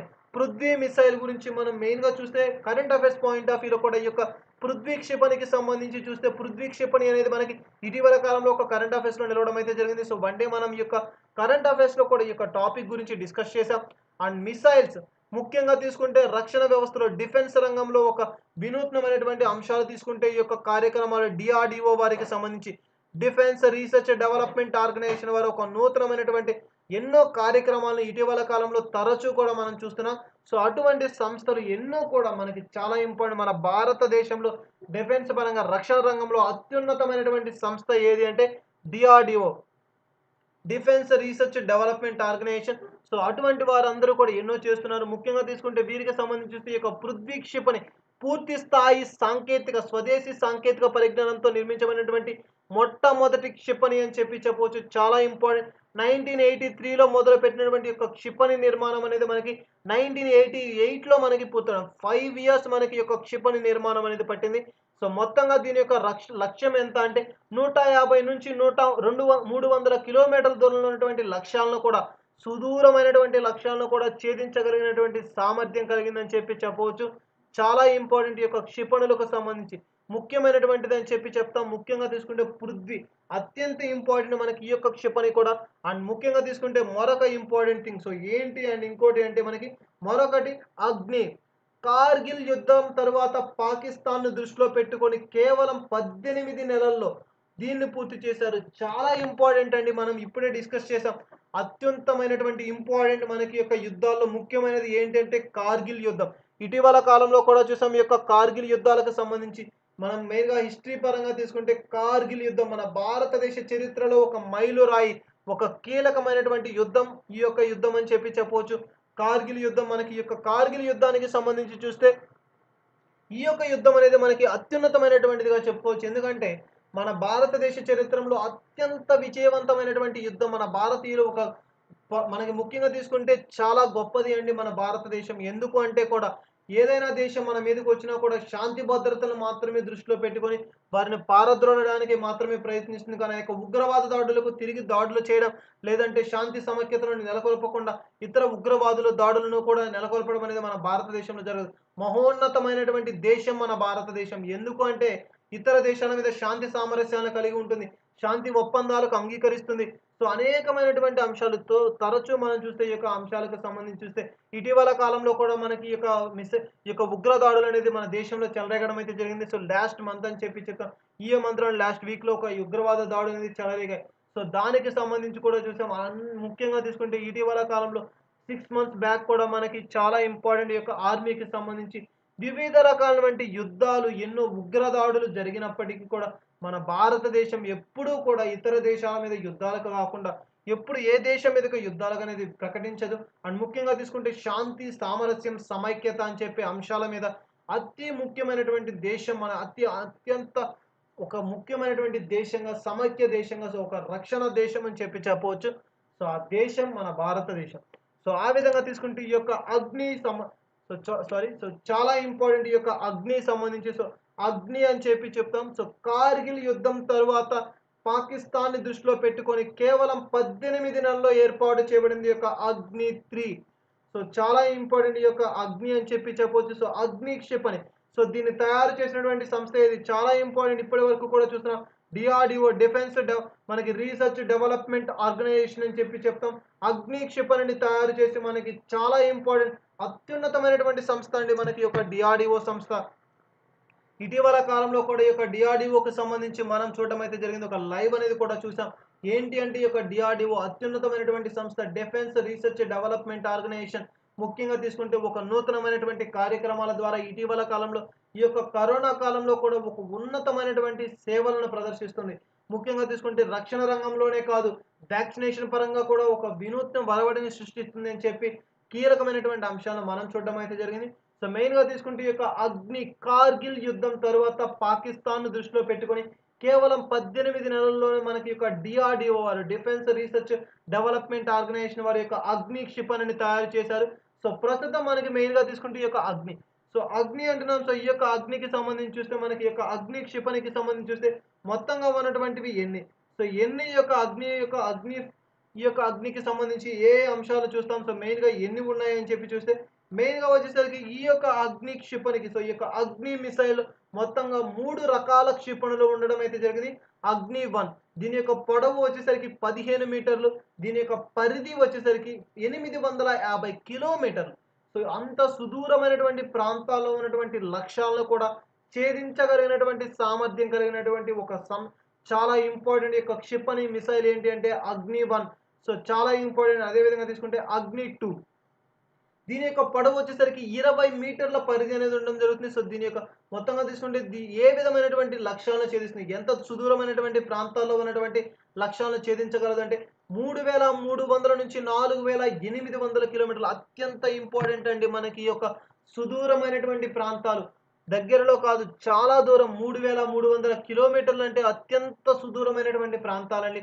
సో అటువంటి దూర ప్రాంతాలను కూడా క్షిపణులతో ఈ యొక్క అగ్ని క్షిపణి అనేది సుదూరమైనటువంటి ప్రాంతాలను కూడా ఆ యొక్క లక్ష్యాలను కూడా ఛేదించగలదు. సో 4800 కిలోమీటర్ల దూరంలో ఉన్నటువంటి లక్ష్యాలను ఛేదించగలిగినటువంటి సామర్థ్యం కలిగింది ఈ యొక్క అగ్ని అని చెప్పవచ్చు. సో అగ్ని 2 క్షిపణి మిసైల్ సో మన భారత రక్షణ రంగంలో అత్యున్నతమైనటువంటి ఒక క్షిపణి అని చెప్పవచ్చు. అండ్ నెక్స్ట్ వచ్చేసరికి మరొకటి అగ్ని 3. సో దీని యొక్క మొత్తం పొడవు ఎంత అంటే మనకి తీసుకుంటే 15 మీటర్లు అని చెప్పవచ్చు. అండ్ దీని యొక్క లక్ష్యం పరిధి ఏ విధంగా ఉంటుంది అంటే 3500 నుంచి 5500 కిలోమీటర్లు. సో 3500 నుంచి 5500 కిలోమీటర్స్ దూరంలో ఉన్నటువంటి సుదూరమైనటువంటి లక్ష్యాలను కూడా ఛేదించగలిగినటువంటి సామర్థ్యం కలిగింది ఈ యొక్క అగ్ని 3.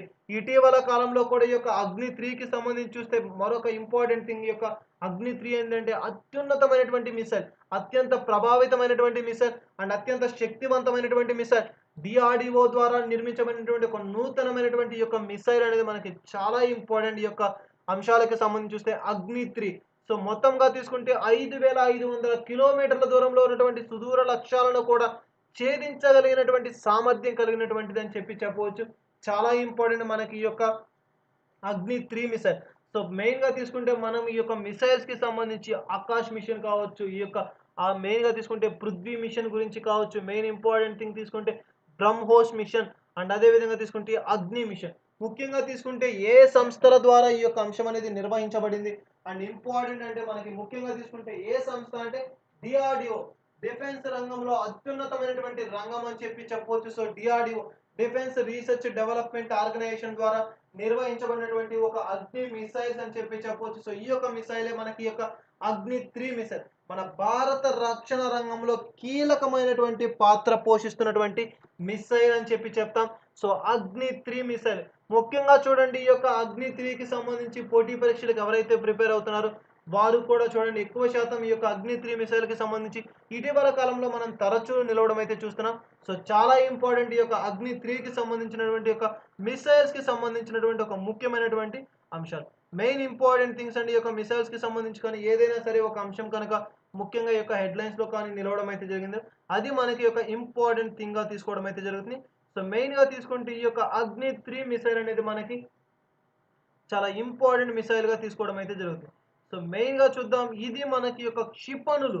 సో భారత రంగంలో అత్యున్నతమైనటువంటి ఒక ముఖ్యమైనటువంటి ఒక క్షిపణికి సంబంధించినటువంటి అంశం. సో చాలా ఇంపార్టెంట్ ఈ యొక్క క్షిపణులకు సంబంధించి చూస్తే ముఖ్యమైనటువంటి క్షిపణి అగ్ని 3 అని చెప్తాం.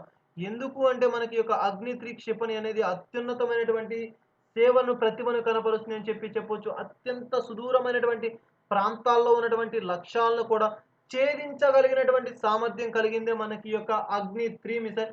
సో టోటల్‌గా తీసుకుంటే మనకి మన ప్రస్తుత రక్షణ రంగంలో వచ్చేసరికి మొత్తంగా 4 రకాలు. సో 4 టైప్స్ ఆఫ్ యొక్క మిసైల్స్ అనేది చూస్తున్నాం. సో చాలా ఇంపార్టెంట్ మనకి ముఖ్యంగా తీసుకుంటే ఈ యొక్క మిసైల్స్ అనేది ముఖ్యంగా తీసుకుంటే ఆకాష్ అని చెప్పే ఒక మిసైల్ కావచ్చు. అండ్ అదే విధంగా తీసుకుంటే బ్రహ్మోస్ 2 దేశాల మధ్య ఒప్పందాల ద్వారా కుదర్చబడింది అని చెప్తాం.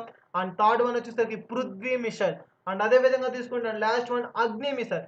సో ఈ యొక్క అగ్ని మిసైల్ వచ్చేసరికి 3 టైప్స్ అనేది ఉండడం జరుగుతుంది. అగ్ని 1 అండ్ అగ్ని 2 అండ్ అదే విధంగా అగ్ని 3 మిసైల్స్ చూడడం అయితే జరుగుతుంది. సో ఈ విధంగా మన రక్షణ రంగంలో ఒక కీలకమైనటువంటి అంశంగా చెప్పుకోవచ్చు ఈ యొక్క మిసైల్స్‌కి సంబంధించినటువంటి ఒక ముఖ్యమైనటువంటి అంశాలు. సో ఇది మనకి యొక్క రక్షణ రంగంలో ఉన్నటువంటి ఒక గొప్ప నూతనమైనటువంటి మిసైల్స్ అండ్ చాలా ఇంపార్టెంట్ థింగ్స్ అని చెప్పవచ్చు. సో మెయిన్‌గా తీసుకుంటే గాయ్స్ మన భారత రక్షణ వ్యవస్థ, రక్షణ రంగం అనేది ఒక కీలకమైనటువంటి అండ్ ఇంపార్టెంట్ రంగంగా చెప్పుకోవచ్చు. ఎందుకు అంటే వారి ప్రాణాలను సహితం కూడా మన కోసం, మన కుటుంబాల కోసం, మన రక్షణ అంటే ముఖ్యంగా మన దేశాన్ని గర్వించడం కోసం, మన భారతదేశ రక్షణ కోసం వారి త్యాగం, వారి ప్రాణాలను కూడా లెక్క చేయకుండా ఇటీవల కాలంలో కూడా చూసాం చాలామంది ముఖ్యంగా తీసుకుంటే వీరికి కల్నల్ సంతోష్ బాబు గారు సో చాలా important person. We always proud sir మీ గురించి. సో మీరు చాలా గొప్పవారు సార్. మెయిన్‌గా చూడండి మనకి యొక్క ఆర్మీ, ఇండియన్ ఆర్మీ వారి ప్రాణాలు మన ఎగ్జాంపుల్ చూడండి. మన మన కళ్ళ ముందే చూసుకోవచ్చు. సో వారి ప్రాణాలను సైతం కూడా లెక్క చేయకుండా మన కొరకు, మన యొక్క దేశం కోసం వారు పడుతున్నటువంటి శ్రమ అని చెప్పొచ్చు. సో నిద్రాహారాలనేది లేకుండా తిండి అనేది కూడా వారికి సమయానికి కూడా అందదని చెప్పొచ్చు. ఎందుకంటే అంతటి కష్టమైనటువంటి అంతటి క్లిష్ట పరిస్థితుల్లో వారు వారి జీవనాన్ని సాగిస్తూ కూడా మన కొరకు, మన రక్షణ కొరకు, మన దేశ మన యొక్క దేశాన్ని కాపాడడం కోసం ఒక కీలకమైనటువంటి సేవలను అందిస్తున్నటువంటి రంగం మనకి యొక్క భారత రక్షణ వ్యవస్థ. అనేకమైనటువంటి అంశాలు మనం చూస్తాం ఈ యొక్క రక్షణ రంగానికి సంబంధించి. మెయిన్‌గా చూడండి ఈ యొక్క రక్షణ వ్యవస్థ ఒక అత్యంత సేవలను అందిస్తుందని చెప్పొచ్చు. సో మెయిన్‌గా తీసుకుంటే ఈ యొక్క రక్షణ రంగానికి సంబంధించి చూస్తే మన భారతదేశం బ్రిటిష్, ఫ్రెంచ్ సైన్యాలు మన భారతదేశాన్ని విడిచిపెట్టని సమయంలో కూడా ఏంటి అంటే అనేకమైనటువంటి ఎన్నో యుద్ధాలు జరిగాయి. ఎన్నో కార్యక్రమాలు, ఎన్నో వివిధ రకాలైనటువంటి ఎన్నో కూడా జరిగినప్పటికీ కూడా ప్రతి చోట విజయాన్ని సొంతం చేసుకొని వస్తూ మన దేశ సమైక్యతను, మన దేశం యొక్క గొప్పతనాన్ని కాపాడుతూ అనుక్షణము కూడా మన దేశానికి ఒక ప్రొటెక్షన్ అని చెప్పొచ్చు. ఒక రక్షణగా, ఒక కవచంగా ఉంటున్న వారే ఇండియన్ ఆర్మీ. సో చాలా ఇంపార్టెంట్. ముఖ్యంగా చూడండి మన భారత రక్షణ రంగం అనేది మనకి ఒక కీ అండ్ మెయిన్‌గా తీసుకుంటే మనకి గర్వించదగ్గ ఒక సంస్థ అని చెప్పొచ్చు. So we proud to be an Indian. So మనకి చాలా ఇంపార్టెంట్ అండి. మనకి మెయిన్ తీసుకుంటే గ్రేట్ ఇండియన్ ఆర్మీ. సో ఒక గొప్ప రక్షణ రంగం, ఒక గొప్ప రక్షణ వ్యవస్థ అని చెప్పొచ్చు. The proud to be an I proud to be an Indian. So ఒక భారతదేశానికి చెందినటువంటి ఒక పౌరుడిని అని చెప్పుకోవడానికి ఒక గర్వం పడే విధంగా ఉంటుంది. సో అటువంటి గొప్ప సంస్థ, ఒక సేవలను అందించినటువంటి సంస్థ మన ఇండియన్ ఆర్మీ. సో ఇటీవల కాలంలో కూడా ఎన్నో యుద్ధాలు, ఎన్నో ఉగ్రదాడులను, ఎన్నో తీవ్రతలను తట్టుకొని మన భారతదేశాన్ని ఒంటరి చేతుల మీద కూడా మన దేశాన్ని కాపాడుతున్నటువంటి సంస్థ ఏదంటే ఇండియన్ ఆర్మీ. సో మెయిన్‌గా తీసుకుంటే మనం జీవిస్తున్నాము అంటే మనకి ముఖ్యంగా చూడండి చాలా ఇంపార్టెంట్. ప్రస్తుతం మన జీవితంలో మనం ఉన్నటువంటి ప్రతి దినము కూడా వారి యొక్క సేవ, వారి యొక్క త్యాగ ఫలితమే అని చెప్పవచ్చు. సో నిరంతరం వారు మన రక్షణ రంగంలో వారు చేస్తున్నటువంటి వినూత్నమైనటువంటి సేవలు, వారు అందిస్తున్నటువంటి వినూత్నమైనటువంటి కార్యక్రమాల వల్ల కేవలం దాని ద్వారా మాత్రమే మనం జీవిస్తున్నాం. ముఖ్యంగా చూడండి ఎన్నోకమైనటువంటి ఉగ్రదాడులు ఇక్కడైతే మనకి ఈ యొక్క ఆర్మీ అనేవారు ఈ యొక్క రక్షణ వ్యవస్థ, ఈ యొక్క రక్షణ దళం అనేది కానీ మన భారతదేశానికి అడ్డుకట్టగా గాని లేకపోతే అనేకమైనటువంటి ఉగ్రదాడులు, బాంబ్ బ్లాస్ట్‌లు, అణుబాంబుల దాడులు మన భారతదేశం ముఖ్యంగా తీసుకుంటే దేశ సరిహద్దుల్లో వారు చేస్తున్నటువంటి సేవలు కొనియాడదగినటువంటివి. ఎందుకంటే ఒక వ్యక్తి, ఒక పర్సన్ ముఖ్యంగా తీసుకుంటే మనమున్నాం. సో మనము కానీ, మన కుటుంబాలు కానీ ప్రశాంతమైనటువంటి జీవనాన్ని గడుపుతున్నాం. ప్రశాంతమైనటువంటి ఒక జీవితాన్ని మనం గడుపుతున్నాము అంటే అందుకు గల ముఖ్య కారణం ఎవరు అంటే మన భారత రక్షణ వ్యవస్థ, భారత రక్షణ దళం ముఖ్యంగా తీసుకుంటే మన యొక్క ఇండియన్ ఆర్మీ. చాలా ఇంపార్టెంట్ అండి. ఈ యొక్క ఇండియన్ ఆర్మీకి సంబంధించి కేవలం ముఖ్యంగా తీసుకుంటే వారు ఈ యొక్క సేవల వలన మాత్రమే, ఈ యొక్క సేవా ఫలితమే ప్రతి ఒక్కరూ కూడా ముఖ్యంగా గుర్తుపెట్టుకోండి ప్రతి పౌరుని బాధ్యత. ఎందుకంటే ఇటీవల కాలంలో కూడా తీసుకుంటే ఈ యొక్క రక్షణ రంగానికి సంబంధించి చూస్తే ఎన్నో విప్లవాత్మకమైనటువంటి మార్పులు జరగడం అయితే జరిగింది. సో ముఖ్యంగా తీసుకుంటే ప్రస్తుతం మనకి యొక్క ఇండియన్ ఆర్మీ రిక్రూట్‌మెంట్ స్వచ్ఛందంగా ఎవరైతే ఈ యొక్క ఆర్మీలో జాయిన్ అవ్వాలనుకుంటున్నారో అటువంటి వారందరూ కూడా ఎవరైతే ఉన్నారో స్వచ్ఛందంగా జాయిన్ అవ్వడానికి ఎవరైతే ముందుకొస్తారో అటువంటి వారందరినీ కూడా స్వీకరించడం అనేది జరుగుతుంది. అండ్ వారికి యొక్క ఆర్మీలో రిక్రూట్‌మెంట్ అనేది ఉండడం అనేది జరుగుతుంది. సో ఎందరో కళ అని చెప్పవచ్చు. సో మన భారతదేశంలో తీసుకుంటే ఎంతోమంది ఉన్నారు. సో ప్రతి పౌరుల్లో మనకి తీసుకుంటే ఈ యొక్క పౌరులకు సంబంధించి ఎందరో కూడా ఈ యొక్క ఇండియన్ ఆర్మీలో పని చేయాలి. ముఖ్యంగా తీసుకుంటే పని అనకూడదు కానీ సేవ. సో ఒక గొప్ప వినూత్నమైనటువంటి సేవ అండి. వెలకట్టలేనటువంటి సేవ చేస్తూ వారి కుటుంబాలను సైతం, వారి పిల్లలను సైతం అన్నిటిని కూడా వదిలివేసి దేశ రక్షణల కోసం, దేశ రక్షణ కోసం, దేశ సంరక్షణ కోసం, దేశ శాంతి భద్రతలను కాపాడడం కోసం వినూత్నమైనటువంటి సేవలను అందిస్తున్నటువంటి ఒక మహోన్నతమైనటువంటి వ్యక్తులే మన భారత రక్షణ రంగం వ్యవస్థాపకులు అనేటువంటి రక్షణ రంగానికి సంబంధించినటువంటి వీరు మనకి భారత సైన్యం. సో చాలా ఇంపార్టెంట్ మనకి యొక్క రక్షణ రంగానికి సంబంధించి ముఖ్యంగా తీసుకుంటే ఈ యొక్క రక్షణ రంగానికి సంబంధించి చూస్తే ఇటీవల కాలంలో కూడా అనేకమైనటువంటి అంశాలను చూస్తున్నాం. ముఖ్యంగా చూడండి ఈ యొక్క రక్షణ వ్యవస్థకు సంబంధించి చూస్తే ఇటీవల కాలంలో ఈ యొక్క రక్షణ రంగానికి సంబంధించి అనేకమైనటువంటి అంశాలను మనం చూసాం. అండ్ ఇంపార్టెంట్ థింగ్స్ గురించి కూడా మనం డిస్కస్ చేయడం అయితే జరిగింది. ఆర్మీ భారత రక్షణ దళం రక్షణ వ్యవస్థ అని చెప్పవచ్చు. సో దీనిలో మనకి 3 రకాలైనటువంటి ఒక నావికా దళం కావచ్చు, వైమానిక దళం కావచ్చు, అండ్ ఇండియన్ ఆర్మీ అత్యంత పేరు ప్రఖ్యాతులు ముఖ్యంగా తీసుకుంటే రక్షణ రంగంలో ఒక కీలకమైనటువంటి పాత్ర పోషిస్తున్నారు. ఇతర దేశాల నుంచి ఉగ్ర దాడుల నుంచి అనేకమైనటువంటి తీవ్రవాదుల దాడుల నుంచి ప్రతి ఒక్క క్షణము కూడా కంటి మీద కునుకుపాటు లేకుండా మన దేశానికి ఒక కవచం, రక్షణ కవచం ఎవరు అంటే మన ఇండియన్ ఆర్మీ.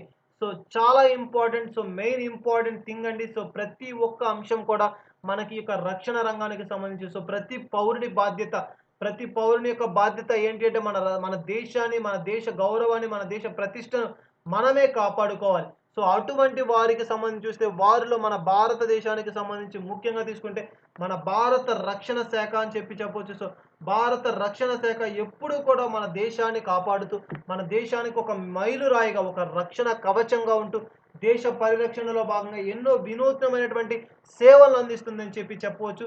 సో చాలా ఇంపార్టెంట్ ప్రతి పౌరుని బాధ్యత అని చెప్పవచ్చు. So we proud to be an Indian. So మనం మన భారతదేశంలో ఒక పౌరునిగా ఉండటకు గర్వపడాలి. సో ఇటువంటి దేశం, మన దేశం లాంటి దేశం ఎక్కడా కూడా లేదండి. సో శాంతి భద్రతలను అనుగ్రహిస్తూ ఒక అత్యంత పెద్ద రాజ్యాంగాన్ని కలిగి ప్రతి పౌరునికి కూడా ఈ విధులనేది నిర్వహిస్తుంది. సో ఏంటి అంటే భారతదేశంలో ఉన్నటువంటి రాజ్యాంగం అనేకమైనటువంటి విధులను కూడా నిర్వహిస్తుంది. ముఖ్యంగా తీసుకుంటే మన రాజ్యాంగంలో అనేకమైనటువంటి కార్యక్రమాలు ముఖ్యంగా చూడండి ఎవరైనా సరే ఒక వ్యక్తి ఏ యొక్క వ్యక్తి అయినా ఉన్నప్పటికీ ఆ యొక్క వ్యక్తికి సంబంధించి అనేకమైనటువంటి అంశాలు ముఖ్యంగా చూస్తే వారికి మాట్లాడే హక్కు కావచ్చు, జీవించే హక్కు, ఏ మతాన్నైనా స్వీకరించే హక్కు అండ్ ముఖ్యంగా తీసుకుంటే ఏ విధమైనటువంటి జీవనాన్ని ఎక్కడైనా జీవించే హక్కు, మన భారతదేశంలో ఎక్కడ ఏ ప్రాంతంలో అయినా జీవించేటువంటి హక్కు అనేకమైనటువంటి రాజ్యాంగంలో పొందుపరచడం అయితే జరిగింది. సో ముఖ్యంగా తీసుకుంటే మన ఇండియన్ ఆర్మీ, మన భారత రక్షణ వ్యవస్థ అనేది మనకి చాలా ఇంపార్టెంట్. మనకి దీనికి సంబంధించి చూస్తే మనకి ముఖ్యంగా తీసుకుంటే ఈ యొక్క ఇండియన్ ఆర్మీకి సంబంధించినటువంటి ఈ యొక్క రాజ్యాంగంలో మనకి ఈ యొక్క ఇండియన్ ఆర్మీకి సంబంధించి దేనిలో మనకి పొందుపరిచారు. సో చాలా ఇంపార్టెంట్ మనకి ఈ యొక్క ఆ యొక్క రాజ్యాంగానికి సంబంధించి ఇండియన్ ఆర్మీకి సంబంధించినటువంటి ఈ యొక్క ముఖ్యమైనటువంటి అంశం. మెయిన్‌గా చూడండి మనకి ఇటీవల కాలంలో కూడా చూసాం ఈ యొక్క రాజ్యాంగానికి సంబంధించి చూస్తే మన భారత రాజ్యాంగం అత్యంత గొప్ప రాజ్యాంగం, ఆ లిఖిత రాజ్యాంగం అని చెప్పవచ్చు. లిఖిత రాజ్యాంగం అత్యంత గొప్ప రాజ్యాంగం, దృఢ రాజ్యాంగం. సో అటువంటి భారత రాజ్యాంగానికి సంబంధించి ఈ యొక్క ముఖ్యమైనటువంటి అంశం భారత రాజ్యాంగంలో ఈ యొక్క ఆర్మీ, ఇండియన్ ఆర్మీ అనేది మనకి ఏ యొక్క అంశంలో పొందుపరచడం జరిగిందంటే article 33 of the constitution. So చాలా ఇంపార్టెంట్ మనకి యొక్క ఆర్టికల్ 33లో ఈ యొక్క ఆర్మీకి ఇండియన్ భారత రక్షణ వ్యవస్థకు సంబంధించి దీన్ని పొందుపరచడం అయితే జరిగింది. ముఖ్యంగా తీసుకుంటే ఫండమెంటల్ రైట్స్ అని చెప్పవచ్చు. సో ప్రతి ఒక్క బాధ్యత సో మన యొక్క భారతదేశంలో ఉన్నటువంటి నివసిస్తున్నటువంటి ప్రతి పౌరుని బాధ్యత అని చెప్పవచ్చు. చాలా ఇంపార్టెంట్ మనకి ఈ యొక్క ఇండియన్ ఆర్మీ అని చెప్తాం. సో ఇండియన్ ఆర్మీ, సో ఈ యొక్క ఇండియన్ ఆర్మీకి సంబంధించి ముఖ్యమైనటువంటి అంశం ఏంటి అంటే సో మెయిన్‌గా చూడండి ఈ యొక్క ఇండియన్ ఆర్మీ. ఈ యొక్క ఇండియన్ ఆర్మీ అనేది మనకి ఏ యొక్క మన రాజ్యాంగంలో ఏ ఆర్టికల్‌లో దీని గురించి పొందుపరచడం జరిగింది అంటే ఆర్టికల్ 33. సో మనకి మెయిన్‌గా తీసుకుంటే ఈ యొక్క ఆర్టికల్ 33లో మనకి ఈ యొక్క అంశానికి సంబంధించినటువంటి కీలకమైనటువంటి అంశాలను వెలువరిస్తుంది. Article 33 of the constitution parliament is empowered to enact laws determining to what extent any of the right. So ముఖ్యంగా తీసుకుంటే ఈ యొక్క ఆర్మీకి రక్షణ వ్యవస్థకు సంబంధించినటువంటి అంశాలు మన భారత రాజ్యాంగంలో పొందుపరచడం అయితే జరిగింది. అత్యున్నతమైనటువంటి రాజ్యాంగం అని చెప్పవచ్చు భారత రాజ్యాంగం. సో ఆ యొక్క రాజ్యాంగంలో మన యొక్క భారత సైనికుల గురించి ఒక వినూత్నమైనటువంటి అంశాలను పొందుపరిచారు. భారత రక్షణ రంగంలో ఒక కీలకమైనటువంటి వ్యక్తులుగా వీరు విధులు నిర్వహించడం అనేది జరుగుతుంది. సో వారి ప్రాణాలను సైతం కూడా లెక్క చేయకుండా త్యాగం చేసి వారి త్యాగ ఫలితమే మన భారతదేశ సంరక్షణ అని చెప్పవచ్చు. సో నిరంతరము కృషి చేస్తూ నిరంతరము కూడా పాటుపడుతున్నటువంటి వ్యక్తులు వీరే మనకి చాలా ఇంపార్టెంట్ పర్సన్ ఇండియన్ ఆర్మీ అని చెప్తాం. భారత రక్షణ దళం, సో భారత సైనిక దళం అని చెప్తాం. సో చాలా ఇంపార్టెంట్ పర్సన్. ఇది మనకి ఈ యొక్క ఇండియన్ ఆర్మీకి సంబంధించినటువంటి ఒక ఇంపార్టెంట్ థింగ్స్ అండి.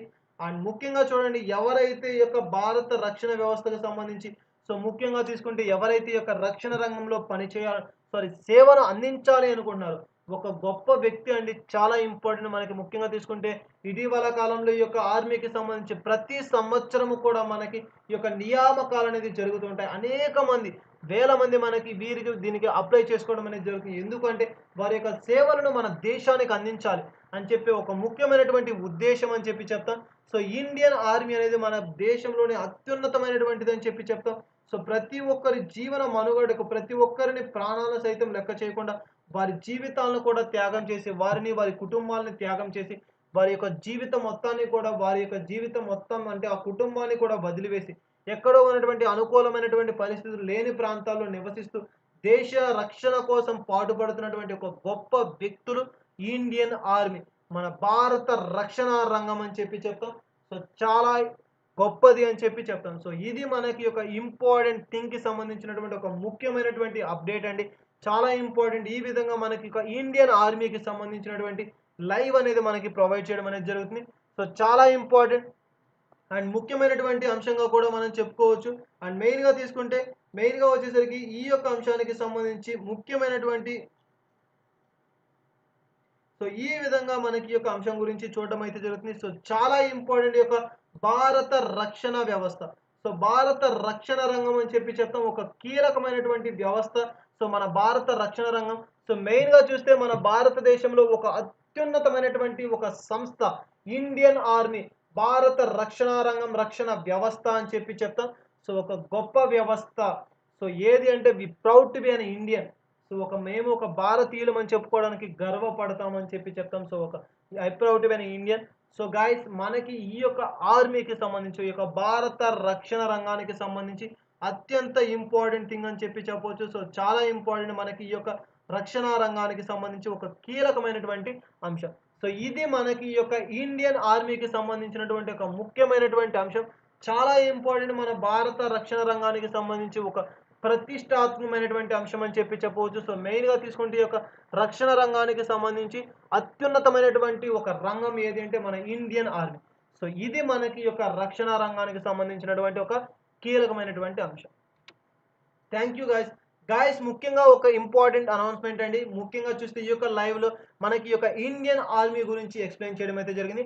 ముఖ్యంగా చూడండి మనకి ఈ యొక్క ఇండియన్ ఆర్మీకి సంబంధించినటువంటి ఒక కీలకం ప్రతిష్టాత్మకమైనటువంటి సంస్థలు అండ్ అదే విధంగా తీసుకుంటే ప్రతిరోజు కూడా డైలీ కరెంట్ అఫైర్స్ అనేవి అండ్ అదే విధంగా డైలీ న్యూస్ పేపర్స్ అనేవి మన ఛానల్‌లో ప్రొవైడ్ చేయడం అనేది జరుగుతుంది. సో ఈ విధంగా లైవ్ క్లాసెస్ అనేది కూడా మనం ఇకపైన తీసుకోవడం అనేది జరుగుతుంది. సో ప్రతి ఒక్కటి కూడా ఈ విధంగా లైవ్ క్లాసెస్‌లో ముఖ్యంగా తీసుకుంటే ఈ యొక్క డైలీ న్యూస్ పేపర్స్ కావచ్చు అండ్ కరెంట్ అఫైర్స్ కావచ్చు అండ్ అదే విధంగా తీసుకుంటే త్వరలోనే మీ కొరకు ఈ యొక్క ఈ యొక్క యాప్టిట్యూడ్ క్లాసెస్‌ని కూడా స్టార్ట్ చేయనున్నా. ముఖ్యంగా తీసుకుంటే ప్రతి టాపిక్ గురించి కూడా మన ప్రెజెంట్ ఉన్నటువంటి ఈ యొక్క యాప్టిట్యూడ్ ముఖ్యంగా తీసుకుంటే పోటీ పరీక్షలకు ఏవైతే అవసరమో ఆ యొక్క ప్రతి టాపిక్ గురించి కూడా డీటెయిల్డ్‌గా మన ఛానల్‌లో ఇకపైన ప్రొవైడ్ చేయడం అనేది జరుగుతుంది. సో మెయిన్‌గా చూడండి ఈ యొక్క న్యూస్ పేపర్స్ అప్డేట్స్ గురించి కావచ్చు, డైలీ కరెంట్ అఫైర్స్ కావచ్చు అండ్ అదే విధంగా తీసుకుంటే డైలీ నోటిఫికేషన్ వీడియోస్ కావచ్చు. ఇలా ప్రతి ఒక్కటి కూడా మన ఛానల్‌లో ప్రొవైడ్ చేయడం అనేది జరుగుతుంది. సో ఇంట్రెస్టింగ్ క్యాండిడేట్స్ ఎవరైనా ఉంటే విజిట్ చేయండి. అండ్ అదే విధంగా తీసుకుంటే మా వీడియోస్ కానీ, మా యొక్క డైలీ అప్డేట్స్ కానీ మీకు కనుక రావాలి అంటే మా యొక్క ప్రతి అప్డేట్ ముఖ్యంగా తీసుకుంటే ఈ యొక్క కరెంట్ అఫైర్స్ అప్డేట్స్ కావచ్చు, డైలీ న్యూస్ పేపర్స్ అప్డేట్స్ కావచ్చు, ఈ యొక్క యాప్టిట్యూడ్ క్లాసెస్‌ని కూడా నిర్వహించడం అనేది జరగనున్నది ఆర్ఎస్ ఎడ్యుకేషన్. సో ఇవన్నీ కనుక మీరు కనుక పొందాలి అనుకుంటే మా యొక్క ఛానల్‌ని సబ్స్క్రైబ్ చేసుకోండి. మా యొక్క